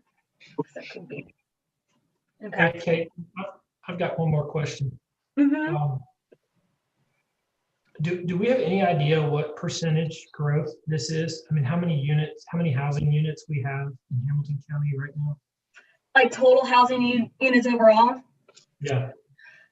We could get that really quickly, but I don't have that written down, so I don't want to waste time trying to find that. But yes, I apologize for that. I do not have that. Maybe John, you can look for that while I keep going, and we can get back to that. Okay, I just think it's particularly relevant when you start thinking about the demo of a house. You know, I think it's reasonable to expect a house that's built to last some number of years, whether that's 75 to 80 to 100 years before it's being demoed. And I think if that's the case, and we had, 500,000 housing units in Hamilton County, and I know we don't, we could reasonably expect that 1/100th of that would be demoed every year. So it takes a certain number of new construction units just to maintain our housing because of the number of demo units. And I know you're probably taking into consideration demo, but sometimes I don't know for sure that you are taking into consideration demo units or ones that are no longer being, like the tornado, for example, tore down, I don't know how many houses, 50, 60, 80. It'll take 100 houses out Yeah, there it's more than that. to just replace that. And those sorts of things happen from time to time. Fire does that. So anyways, I just think it's important to at least keep it in mind that 2,500 new houses may not mean 2,500 new houses. Or maybe. No, totally agree with that. That is a very good point. We'll get back to you on that one. But real quick, John, I have a timer going and I'm already at 20 minutes. Do you want me to just fast forward to the like the housing wage income and housing cost slide so that we still have time for Sarah's report? Yeah, that'd be great. Okay. So keep going a little more right here. Hey, would you, if you don't mind, actually, Caleb, touch on the inflows and outflows. I think that would be one good for planning commission to see. The one, go back one more. That one. Talk a little bit about this. I think this would be good for them to be aware of what this means for ex-urban growth. Okay. Yeah. So this kind of, the Census Bureau has a really good tool that kind of looks at inflow and outflow commuters in areas, and you can choose by county, census tract, all that. But I mean, we did it by county. And I kind of looked at 2007 versus 2017. So this is just 1 year in time in the past and 1 year in time kind of in recent years. And if you look at this, you can see that actually the amount of people who are living and working in the county actually decreased between the 2 years. It decreased by about 19, or no, sorry, that's the total commuters, but it decreased by about 4.5%, like the percentage share. The amount of commuters actually increased by 19,000 total. So there was 19,000 new commuters added in that 10-year time frame. But with that being said, both inflow and outflow commuters are both increasing. So their shares went up by 3% for inflow and 1% for outflow. And the amount of people who are living and working went down by 4.5%. So when you hear that, that means that we have more people on the roads clearly commuting because they're coming from outside the county, into the county, inside the county, outside of the county, and you still have people driving inside of the county to work and stuff.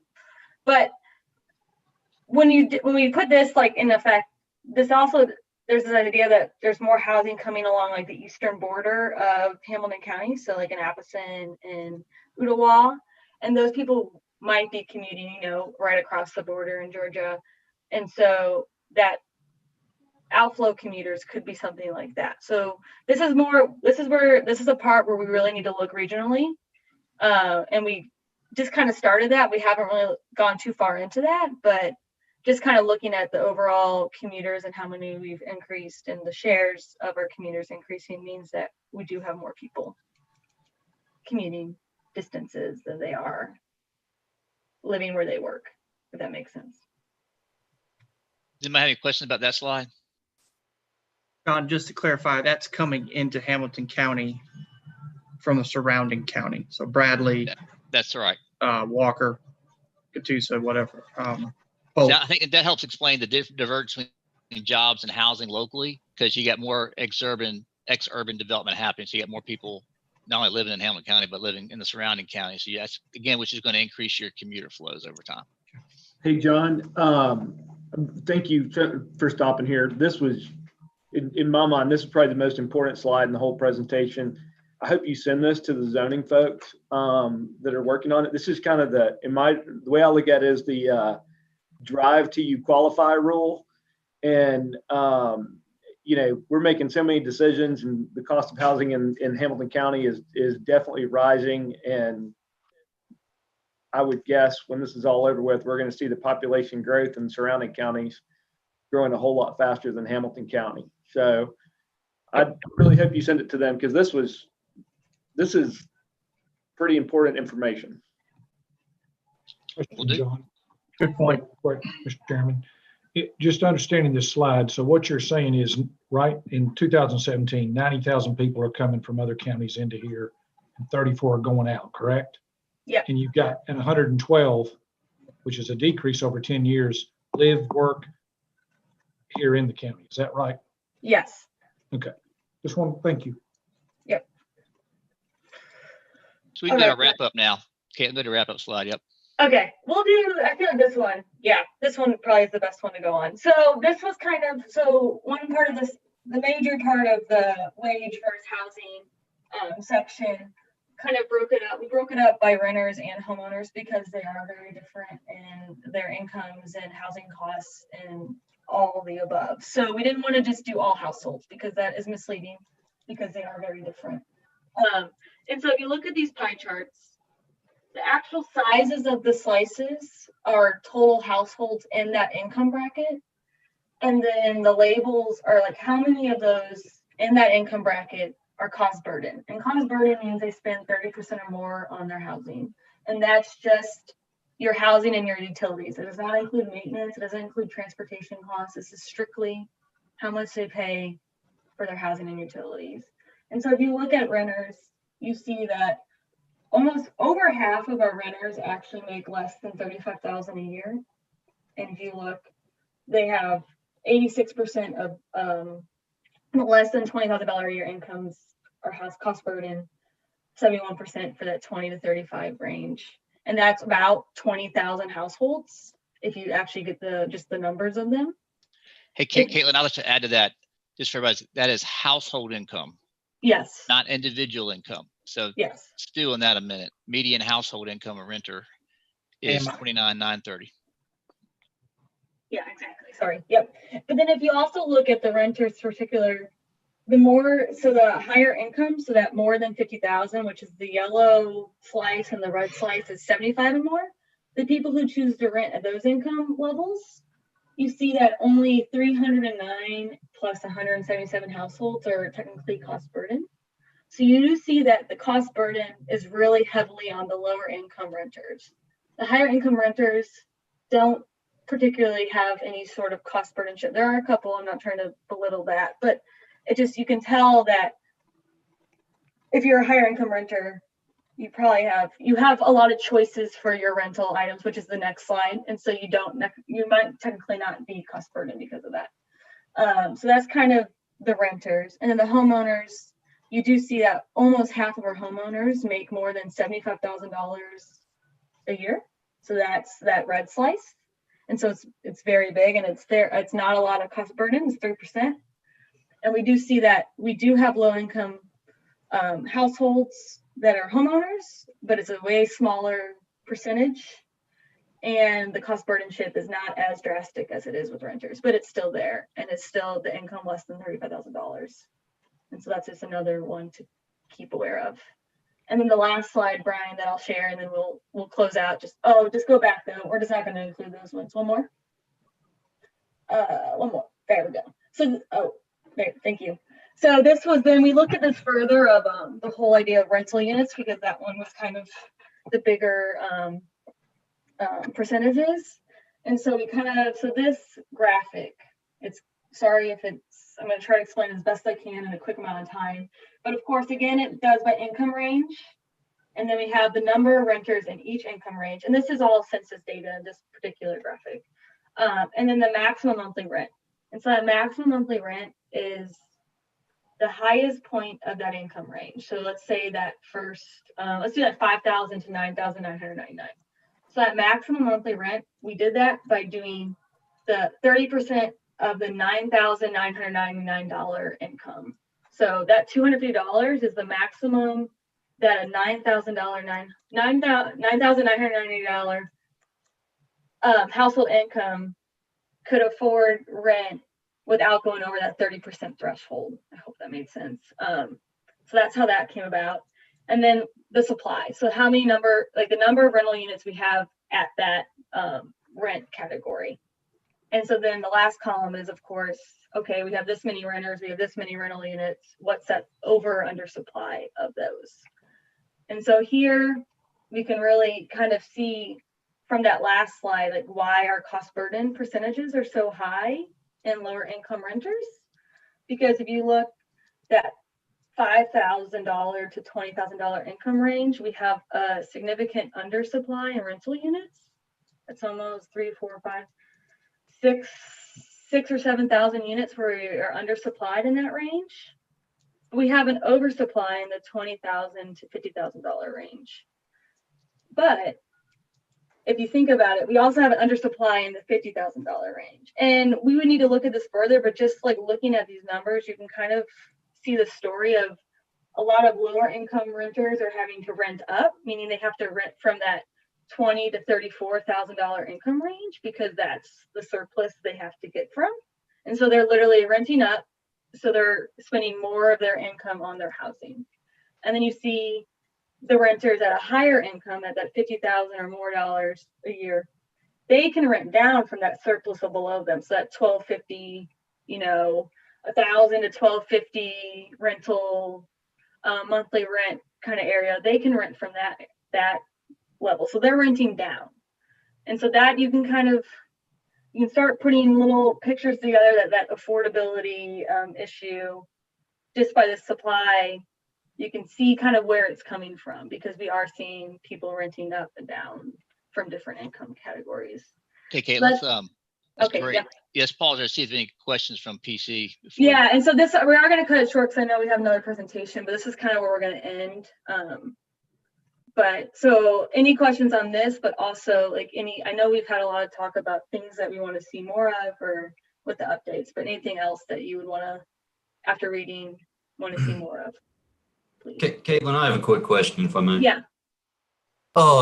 In terms of cost burden, have y'all done any type of study for the surrounding counties and how that may compare to the cost burden we have here in Hamilton County?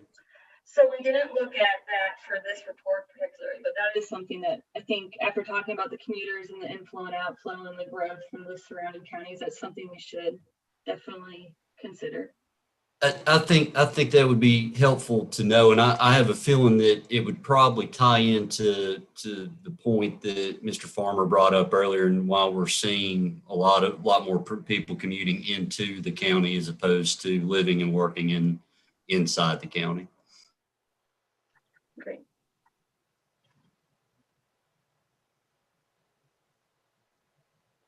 Thank you.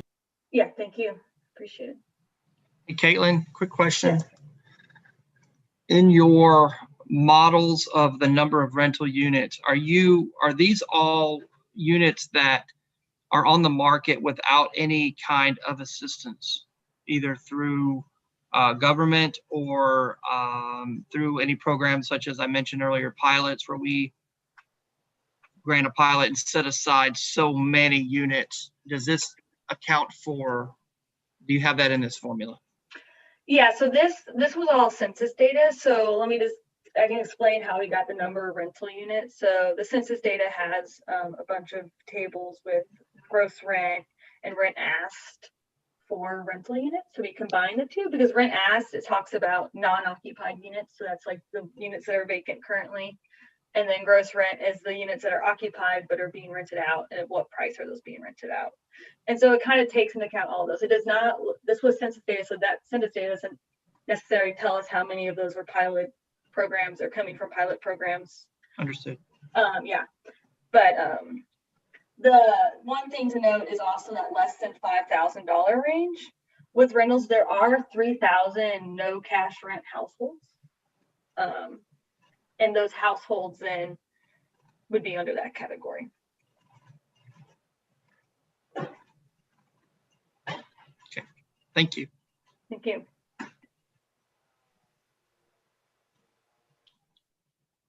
Any other questions or comments? This is, again, I thought it was very insightful. I think y'all brought some good points, particularly looking at our zoning code and kind of, again, how does it accommodate, talking about ADUs, other kind of housing type arrangements. And I think as Mr. Chairman Collier mentioned, I mean, one of the basic ways to get price points down is density. Not that we want to do density everywhere, but that there, where you can do it, it's one way to help hopefully provide more housing options for folks at a reasonable cost. But we want to continue tracking this. So I would encourage you all, if there's any other information, and I just already noted the idea of comparing us to surrounding counties as one of the takeaways.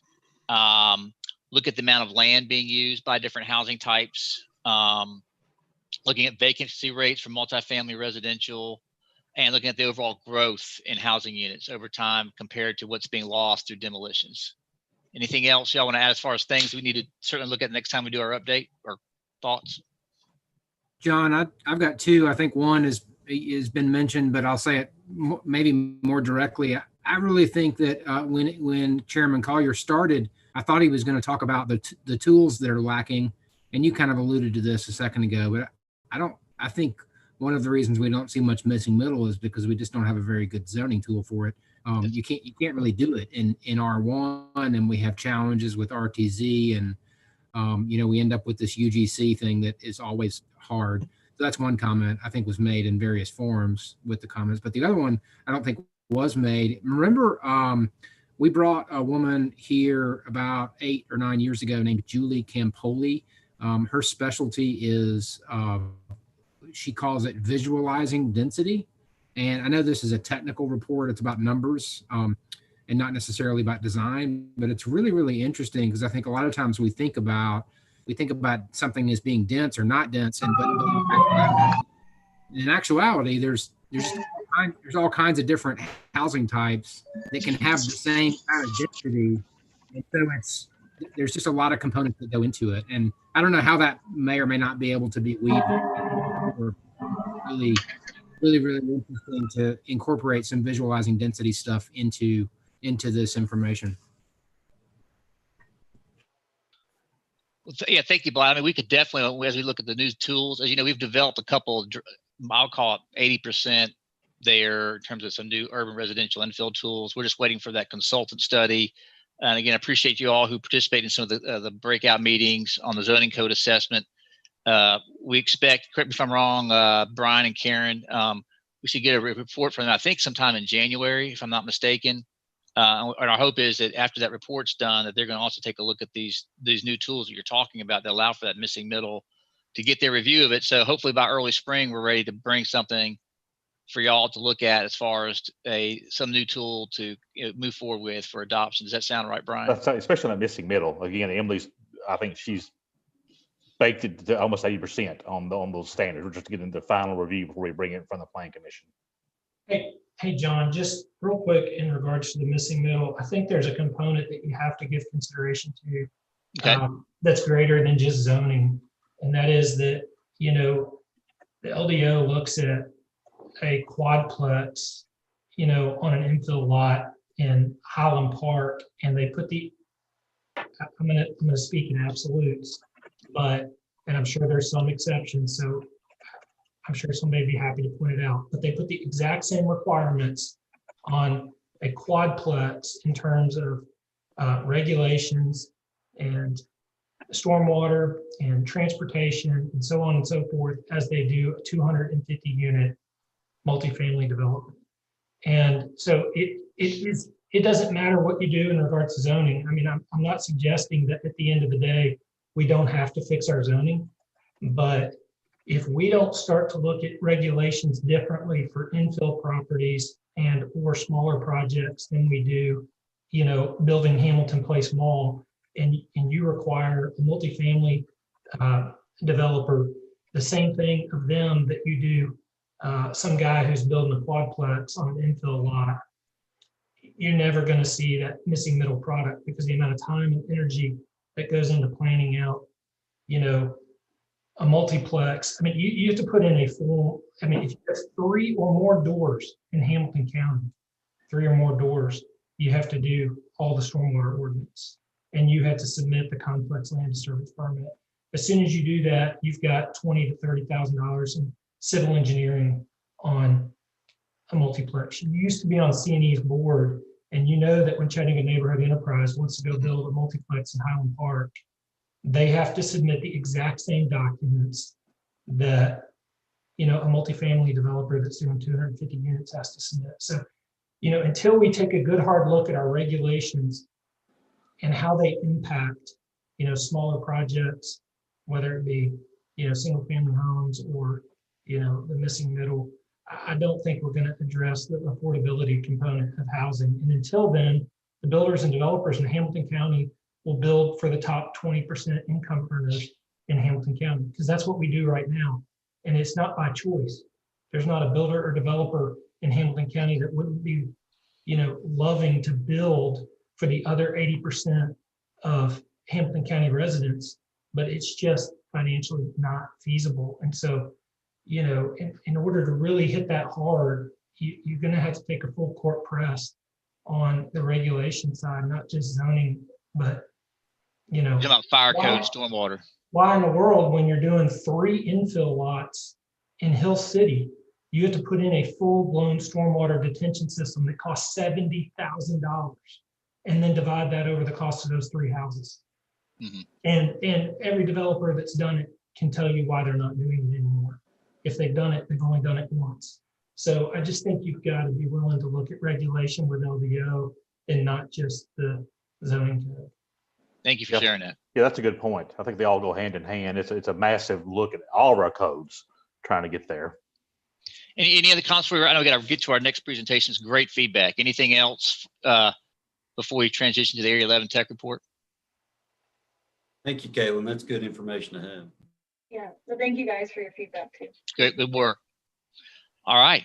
Okay, we'll now turn over to Sarah, and Sarah's going to give you an overview of I call some of the highlights from the analysis for the Area 11 plan, as you recall. And then Sarah will go over you the boundaries of that. That's our next plan that we're working on in the East Brainerd, Hamilton Place area.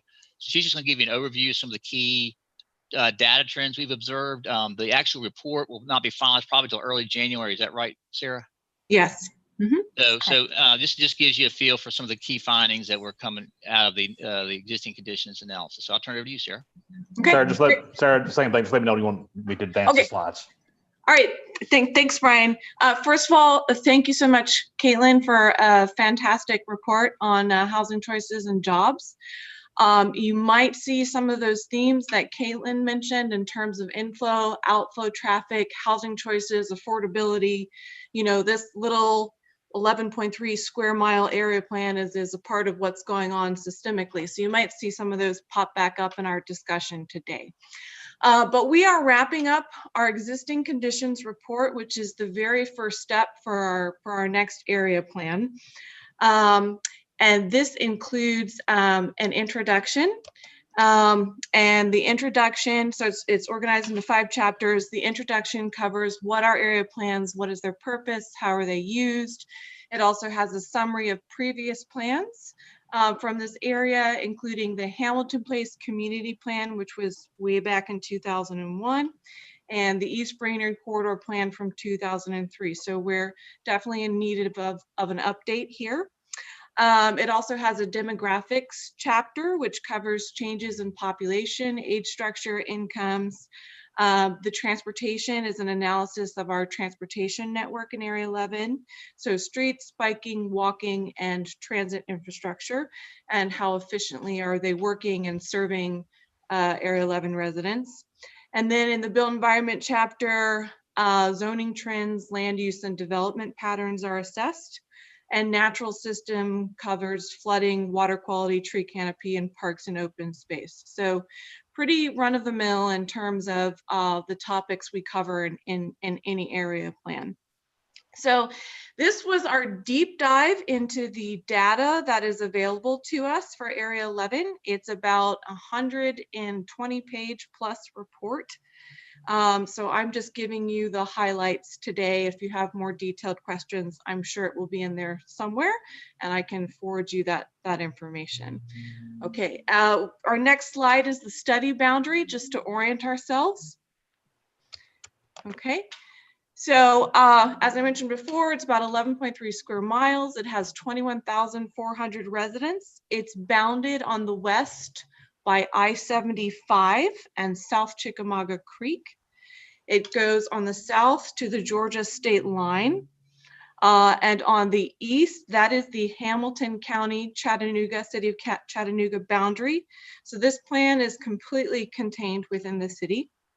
And to the north, it jogs over a few roads. So that's Standiford Gap at the furthest north, then it jogs down Jenkins and across Shalford, and it meets the county line. Okay, next slide. So before we began our intensive research, we wanted to make sure that we didn't gloss over any key issues within Area 11. So we did have some initial meetings with stakeholders and technical advisors to help frame up what those issues were. So we met with council representatives, CBL, East Brainerd Chamber, and then many technical advisors and various city departments.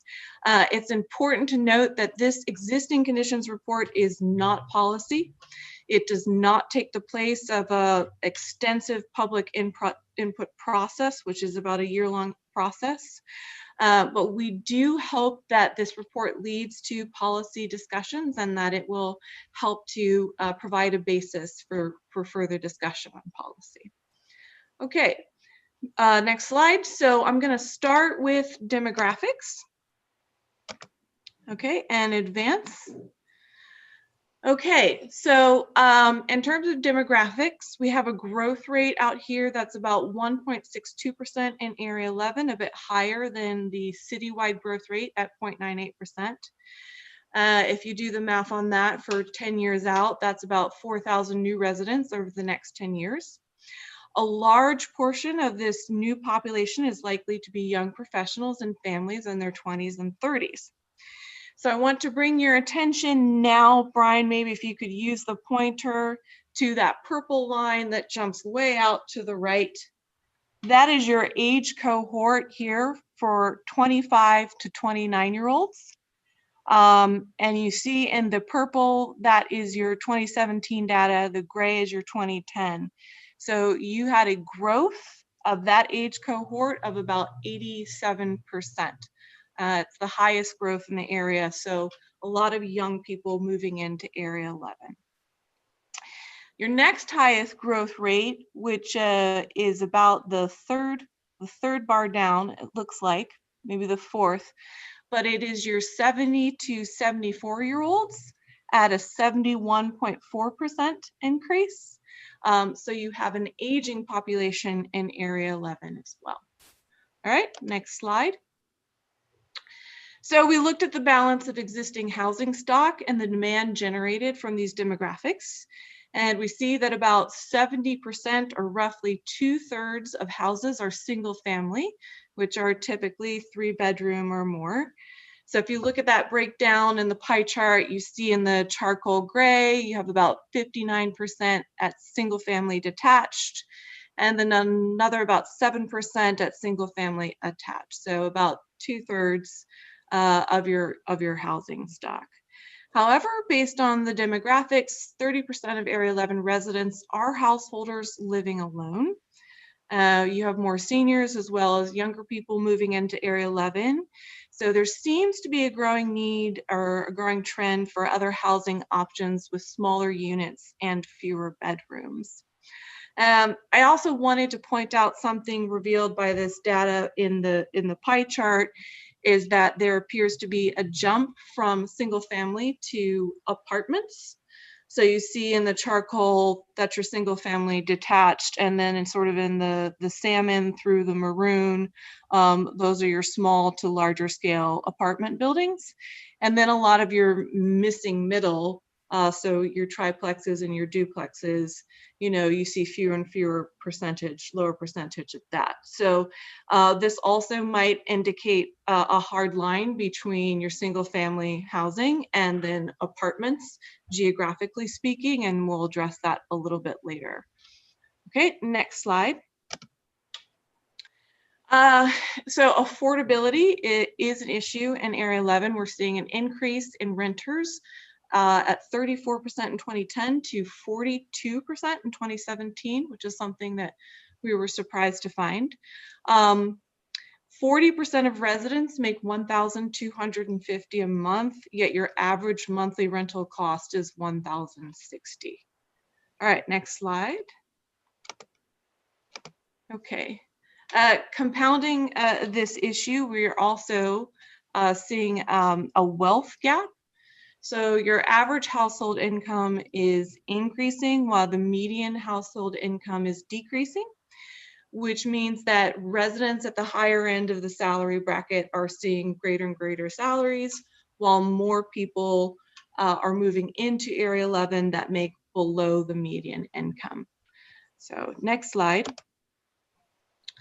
So supply and demand can influence affordability, and the data is revealing that zoning activity is reflecting a demand for more multifamily and mixed uses. So here were the zoning cases between 2016 and 2019 in Area 11. Residential to residential upzoning was 9, as opposed to 2. Downzone residential to commercial was 12, with 0 downzone. Commercial to commercial was 7. So the demand, it appears to be, the zoning trends appear to be reflecting a demand for more mixed uses and higher intensity residential. Hey, Sarah. Yes. Can you go back a slide and talk a little bit about how our Area 11 is actually above the median, Yes. above the average, sorry, that we discussed in the past? Yes. I want to make sure that we paint this picture accurately and actually point out where we're compared to the city of Chattanooga as a whole. compared to the city. Right. Yeah. Yes. So Brian, if you go to slide 8 with the purple and green. He's there. Are you there? All right, he's there. Okay. Sorry, I'm on my notes page. Okay. So you see our median income in 2017 was the 61,521. In 2010, it was the 63,073. So that is a bit higher than the median income in Chattanooga as a whole, which was around the 50,000. Correct. So while you do have more younger people moving into the area below that median income, your median income is pretty healthy when compared to citywide numbers. Okay, I just wanted to make that point Yes. with the numbers presented. Thank you. Sure. All right, let's go ahead and jump to slide 10.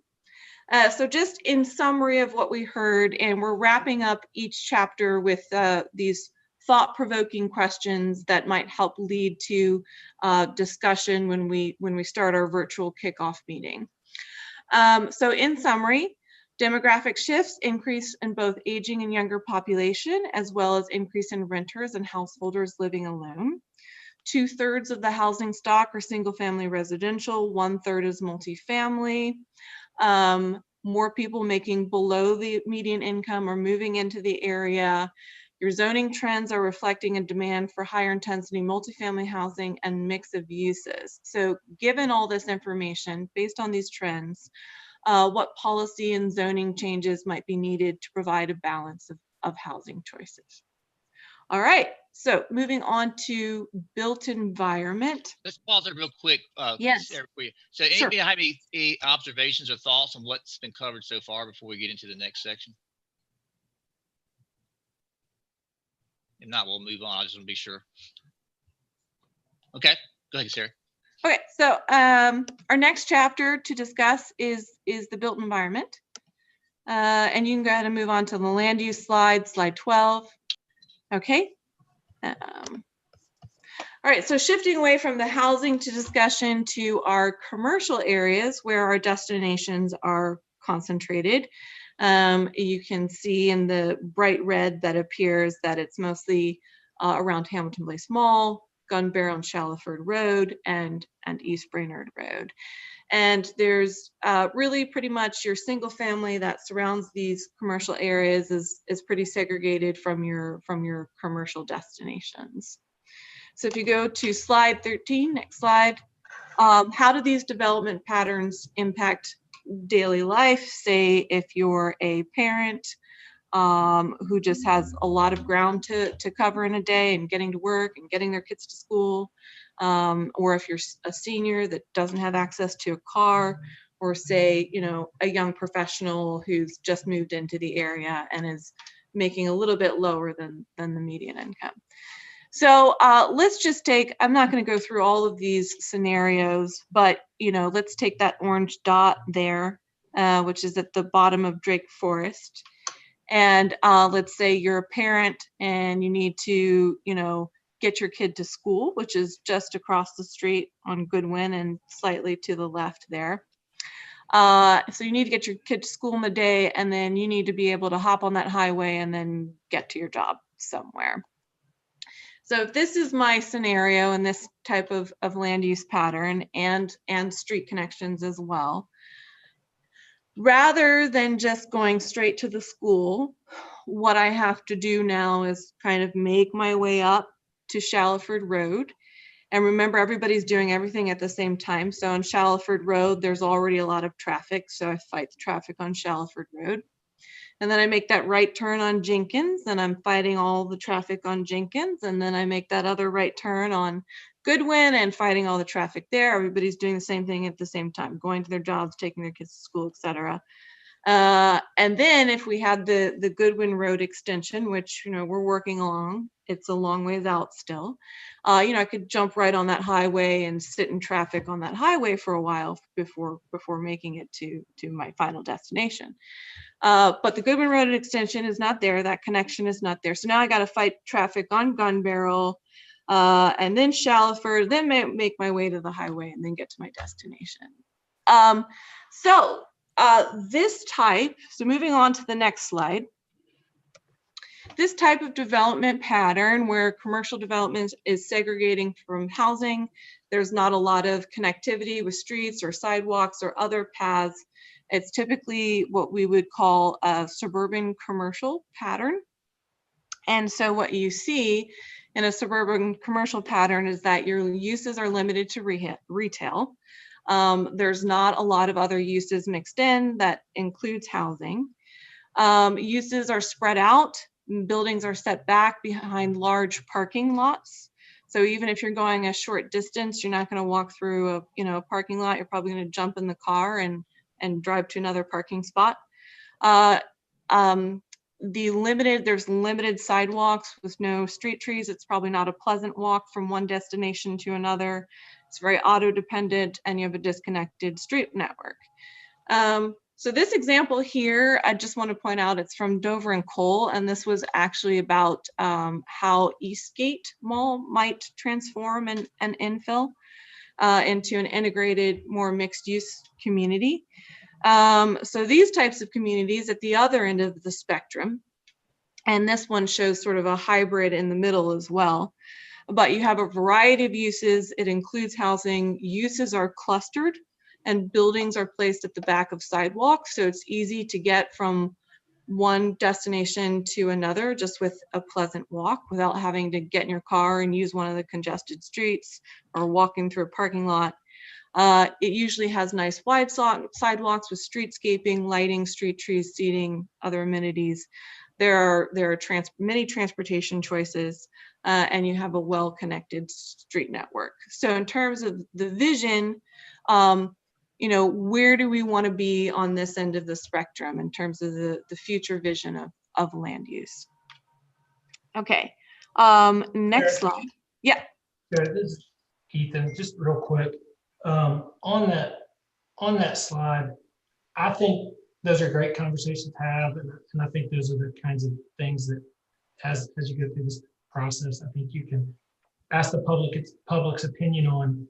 But I challenge anybody in RPA staff to find a place that looks like the picture on the far right-hand side, where a normal person with a normal income, and now that you know the income range of the people that live in this area, where they can live in a place like that. Because every place that I've ever seen that looks like the picture on the far right, those houses around that are all $700,000, $800,000, $1,000,000 houses. And then on the far left, the houses around those are $350,000 houses. And the houses in the middle there, those are $400,000 houses. And there is no scenario in the entire country where you have pictures like Dover and Cole is so good at drawing that normal people can live in. And the people who currently live in Councilman Ledford's district will not be able to afford to live there if it looks like the picture on the right. And so it has to be a part of the conversation. It absolutely has to be. Yeah. There is nowhere in the country where people live in the picture on the far right and they're not making $1 million a year. Mhm. Okay. It has to be a part of the conversation. You can't show them the picture and not put $1 million price tag on that house that's at night. Okay, that's a great point. Mr. Chairman, are your comments, are you suggesting that the photograph on the right is somehow inherently more expensive, or is it because of demand? Which is it, or do you know? I would suggest it's both, but I think a large part of it is demand. I don't know the whole reason why, but I mean, look at our south side. That's the closest thing we have to that picture. Look at our north shore. That's the second closest thing we have to that picture. And when we build areas that look like that, they notoriously become less and less and less affordable. The suburbs are, and Blythe, I don't know the reason why, but as soon as we start to build a space like that, affordability goes out the window. And it just has a cost associated with it. And I'd say a lot of it probably is demand. I mean, people want to live in spaces like that. They just don't want to pay to live in places like that. They can't afford to pay to live in places like that. Well, I guess I'll react a little bit defensively to your comment, because it feels like you're suggesting that we shouldn't aspire to that kind of development form because it's not attainable or not realistic. But I think we just got through about in the previous report that we are missing the zoning tools to do some of these things as it relates to missing middle housing. I just don't. I guess I would just challenge us all to be careful that we don't shy away from a good place type that can lead to healthy neighborhoods because we think that they're inherently expensive. I think maybe that's an analysis that we can do, is zoom in on the picture on the right versus what Sarah called suburban commercial, and see if there are inherently components of those development types that are more or less expensive. I don't think there are, and I would hate for us to throw out the idea that we can build connected development patterns because we're afraid that they're expensive. I think they're expensive because we don't regularly build them. And I think we don't regularly build them because it's not part of our conventional development pattern policies. Maybe I don't know why. I'm not proposing I know why. I just know that when I look at that picture on the right, those little tiny houses that are right here, I'm touching them on my screen, right there, those are $1 million houses. And I don't know why that is, but that's everywhere you go. That's I think that this has been a really great conversation. And, as we start to explore policy for the area, definitely in terms of looking at our demographics and even our demographics countywide, attainable housing needs to be a part of that discussion. What are the strategies for attainable housing? How do we address the demand issue by possibly making it just easier to build these types of neighborhoods, whether we use zoning code and other policy tools? And so perhaps that discussion will come into play, as we start to develop that policy document. Can I make one point while we're still on this slide, please? Yes. I heard everything Ethan said and I heard everything Blythe said. I understand both for sure, but I guess the point I have is we're doing this Area 11 plan, and there's so much where we want to get the public desire and the public will and that kind of thing. We've already done this. We did this 2 months ago when we were all together COVIDing in the Hamilton County Courthouse. And I'm not jumping on Councilman Ledford here. I understand where he was for sure, but we had this beautiful plan that had, was drawn exactly how everybody wanted it to be. And it was mixed use and it was residential and commercial and all of this stuff. And we had to hear this case one at a time because there were so many people there against it because they didn't want this kind of stuff. So, it seems to me like, we've already kind of had this argument a lot in one of the most premier places in East Brainerd with a really good plan. The applicant he messed up, I think, on what zone he was asking for, but we filled the room with people that didn't want this. Mm-hmm. Okay. Yeah, I mean, so we are going to have a public engagement process, which, if you recall, the lengthiness of that process with the Area 3 plan, it will be pretty extensive. So, you know, we haven't gotten to the point where we've been able to gauge the types of development patterns people want and don't want.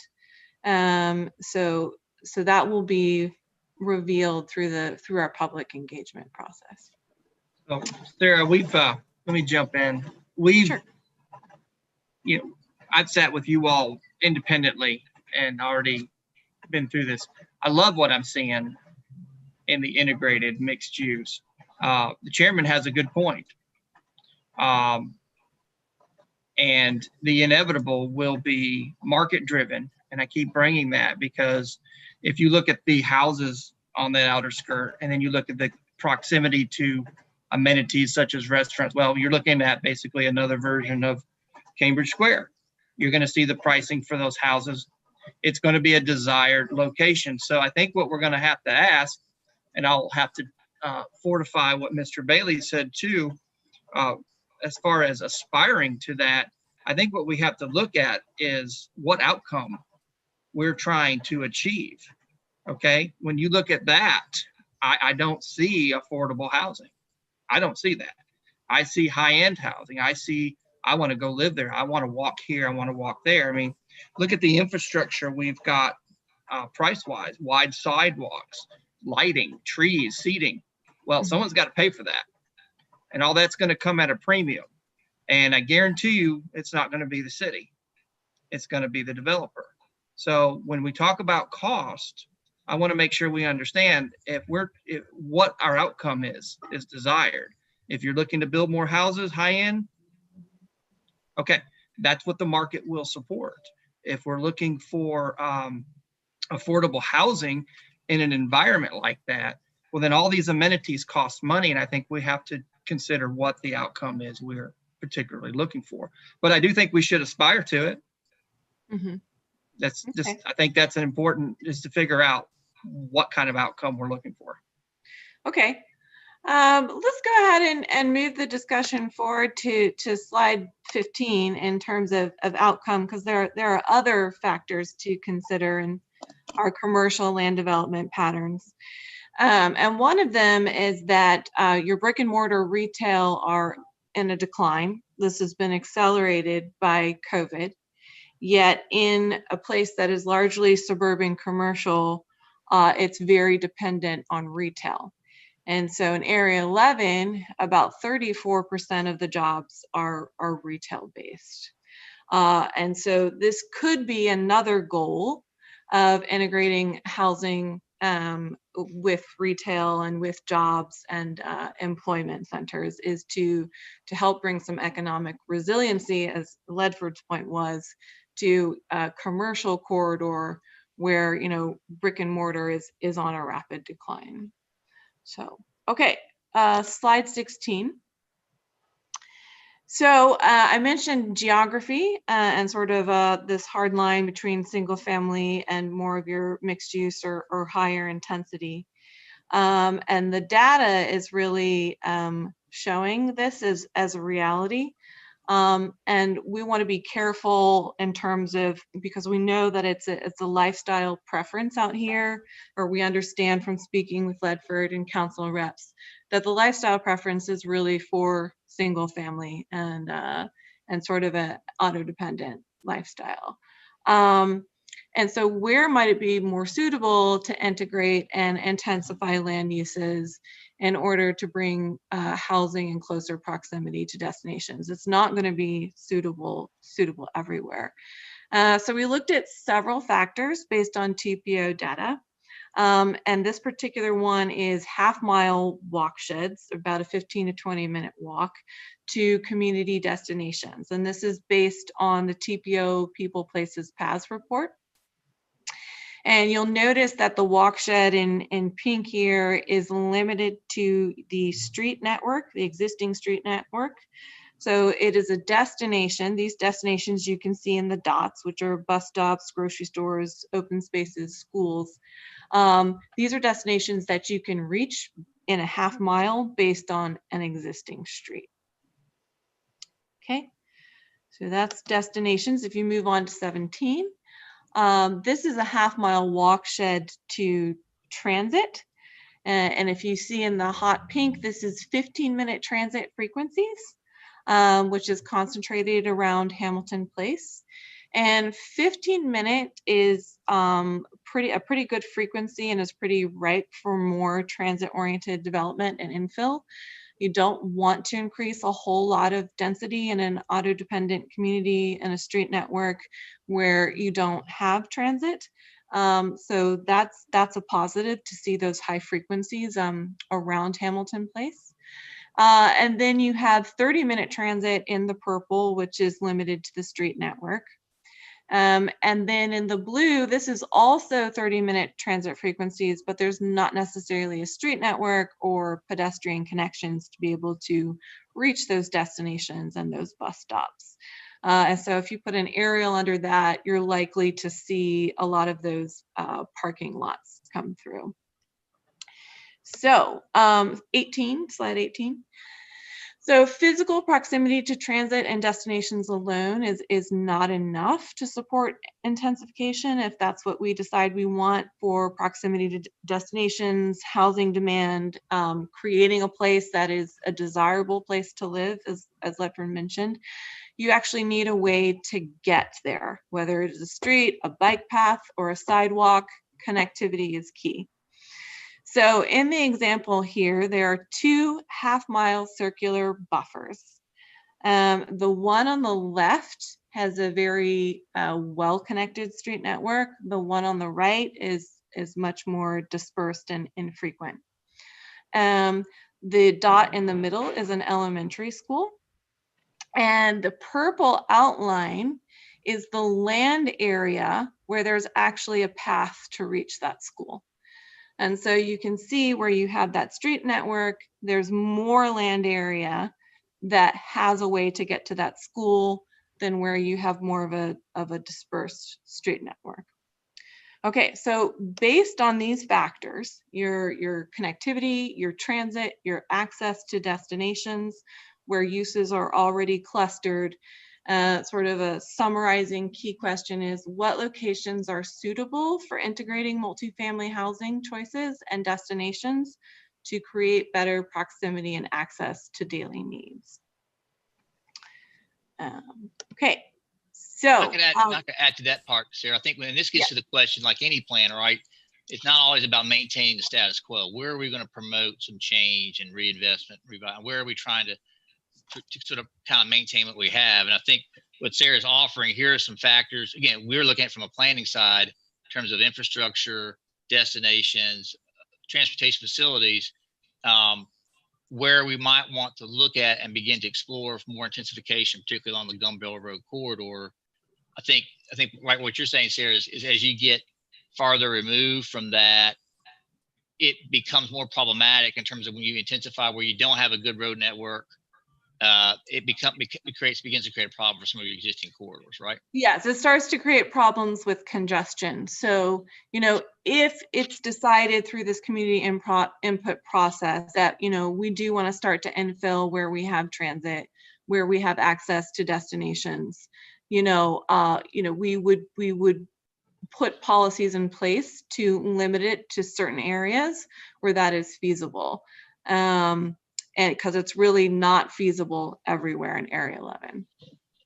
Nor do I assume it would be desired based on single family preferences. Okay, so slide 21, our next slide, moving on to transportation.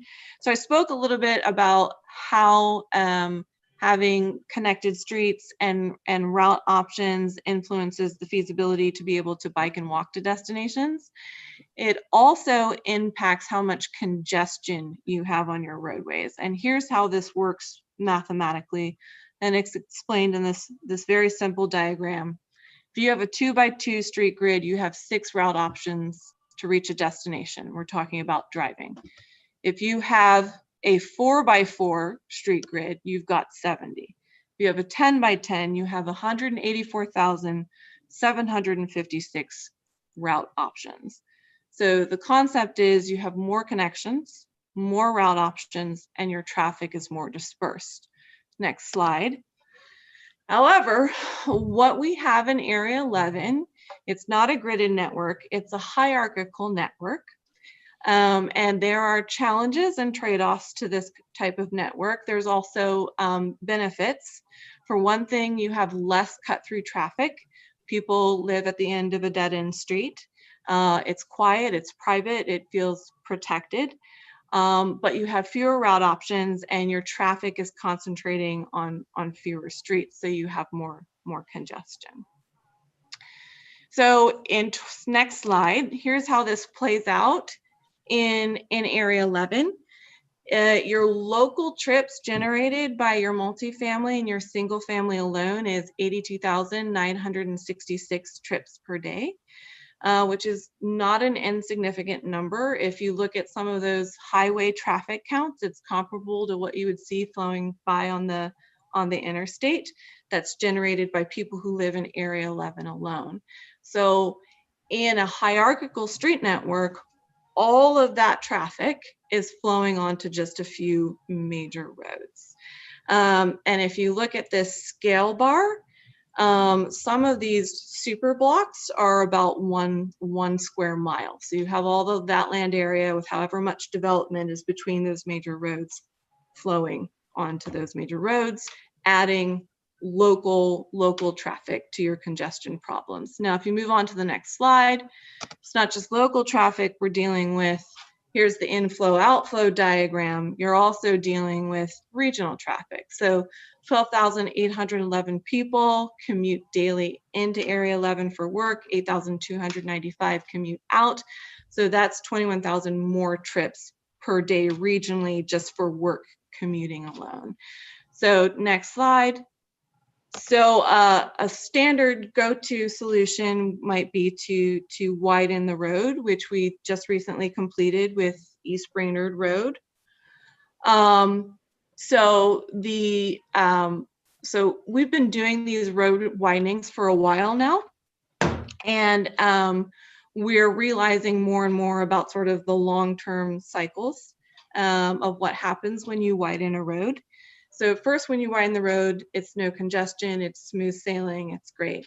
Then land further out becomes accessible. Caitlin mentioned that we're seeing a lot of land sort of in the county, more in Ottawa, more in the eastern parts of the county. So when you widen that road, you have room for more traffic from land that is developed further out. So more subdivisions, more businesses are developed, and then you have more residents that are shopping and now traveling from further away, and then congestion starts to develop again. This is what is called induced demand. And so if you go to the next slide, we are seeing this reflected in our traffic demand modeling for East Brainerd Road.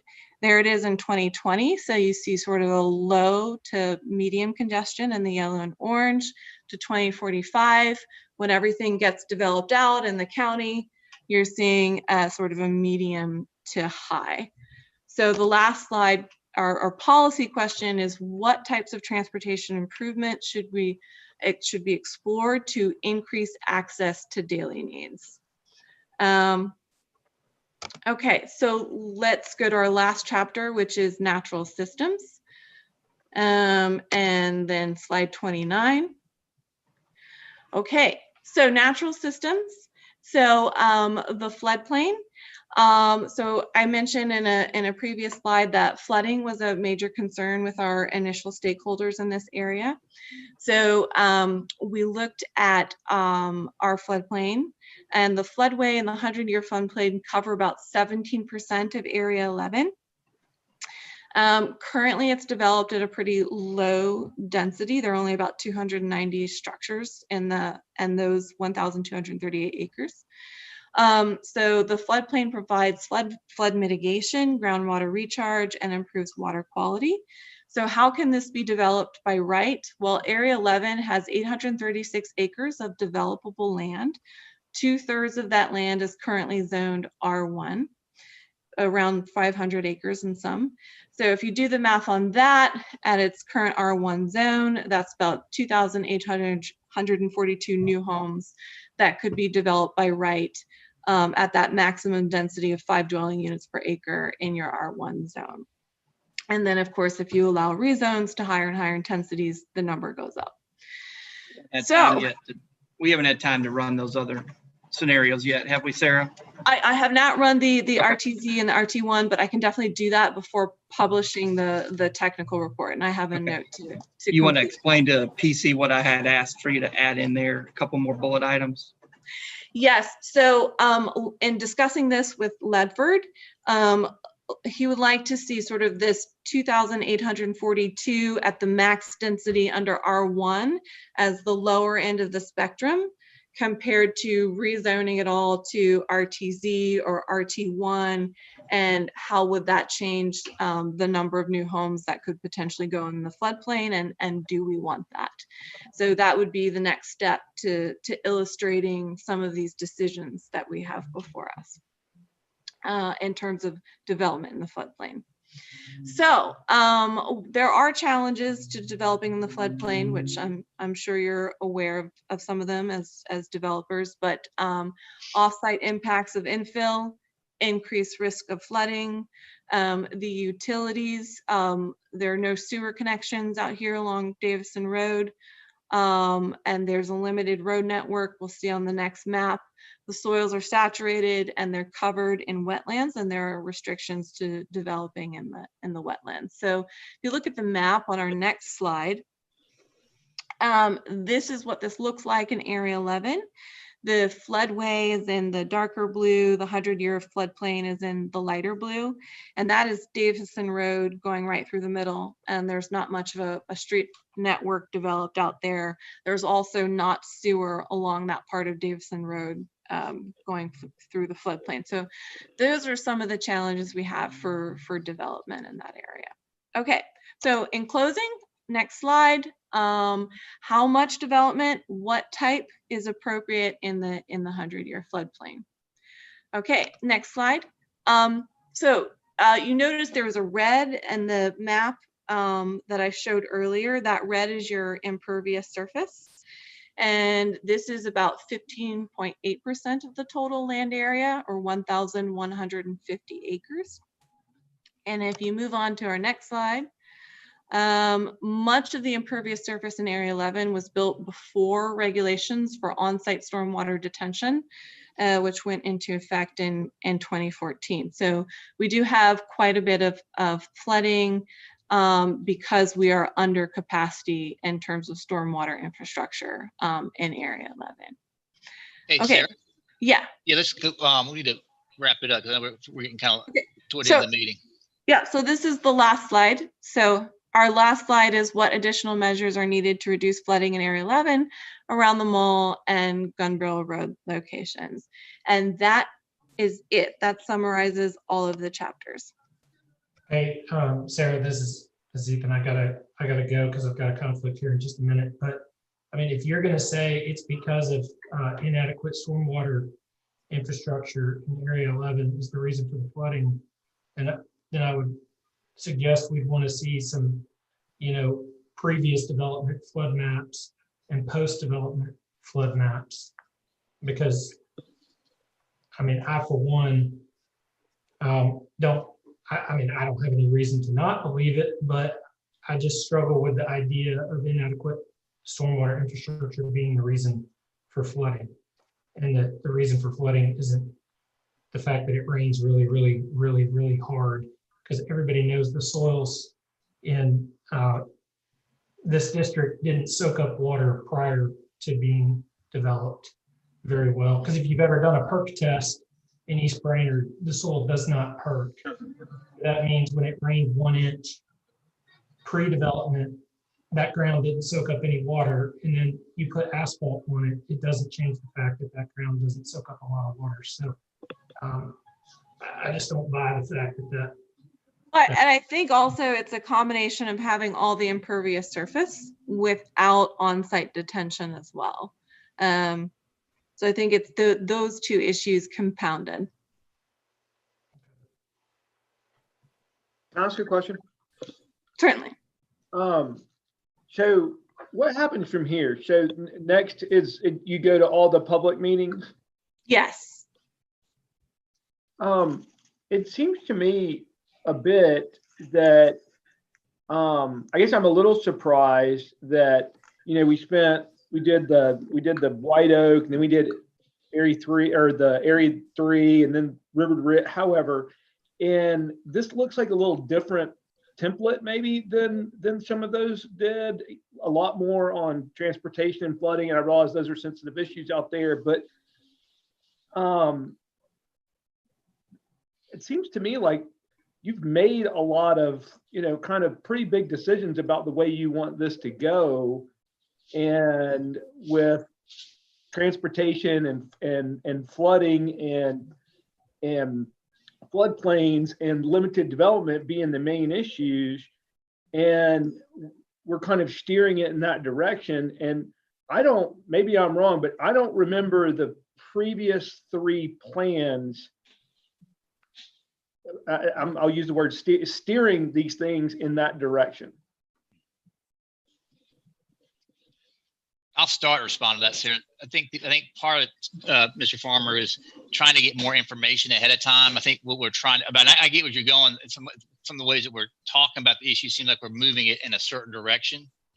But the goal was really to try to get some information out there. I think one of the critiques we had at the last go around with the Area 3 was that we didn't have good information upon which to begin having a conversation about issues. So I think the goal was to get some good information and facts out there. So when we have a conversation about issues and opportunities, there's at least some frame of reference. And I think what I hear you saying is maybe the way that that's being presented is spinning it in a certain direction as opposed to the data for itself. John, I'm all for you getting better at the process and learning and it being better. I get that, but you know, and the example I gave earlier about the case we voted on, and it got voted down, and you know, yet we're still putting this up here as you know, this is what we should have. It just, you know, I've been to a few of these public meetings, and it doesn't seem like it you know, it seems like we're pointing towards what we want to fix and asking them to fix it in that direction. So I just, you know, before we get too much further down this, I just challenge you to think about that.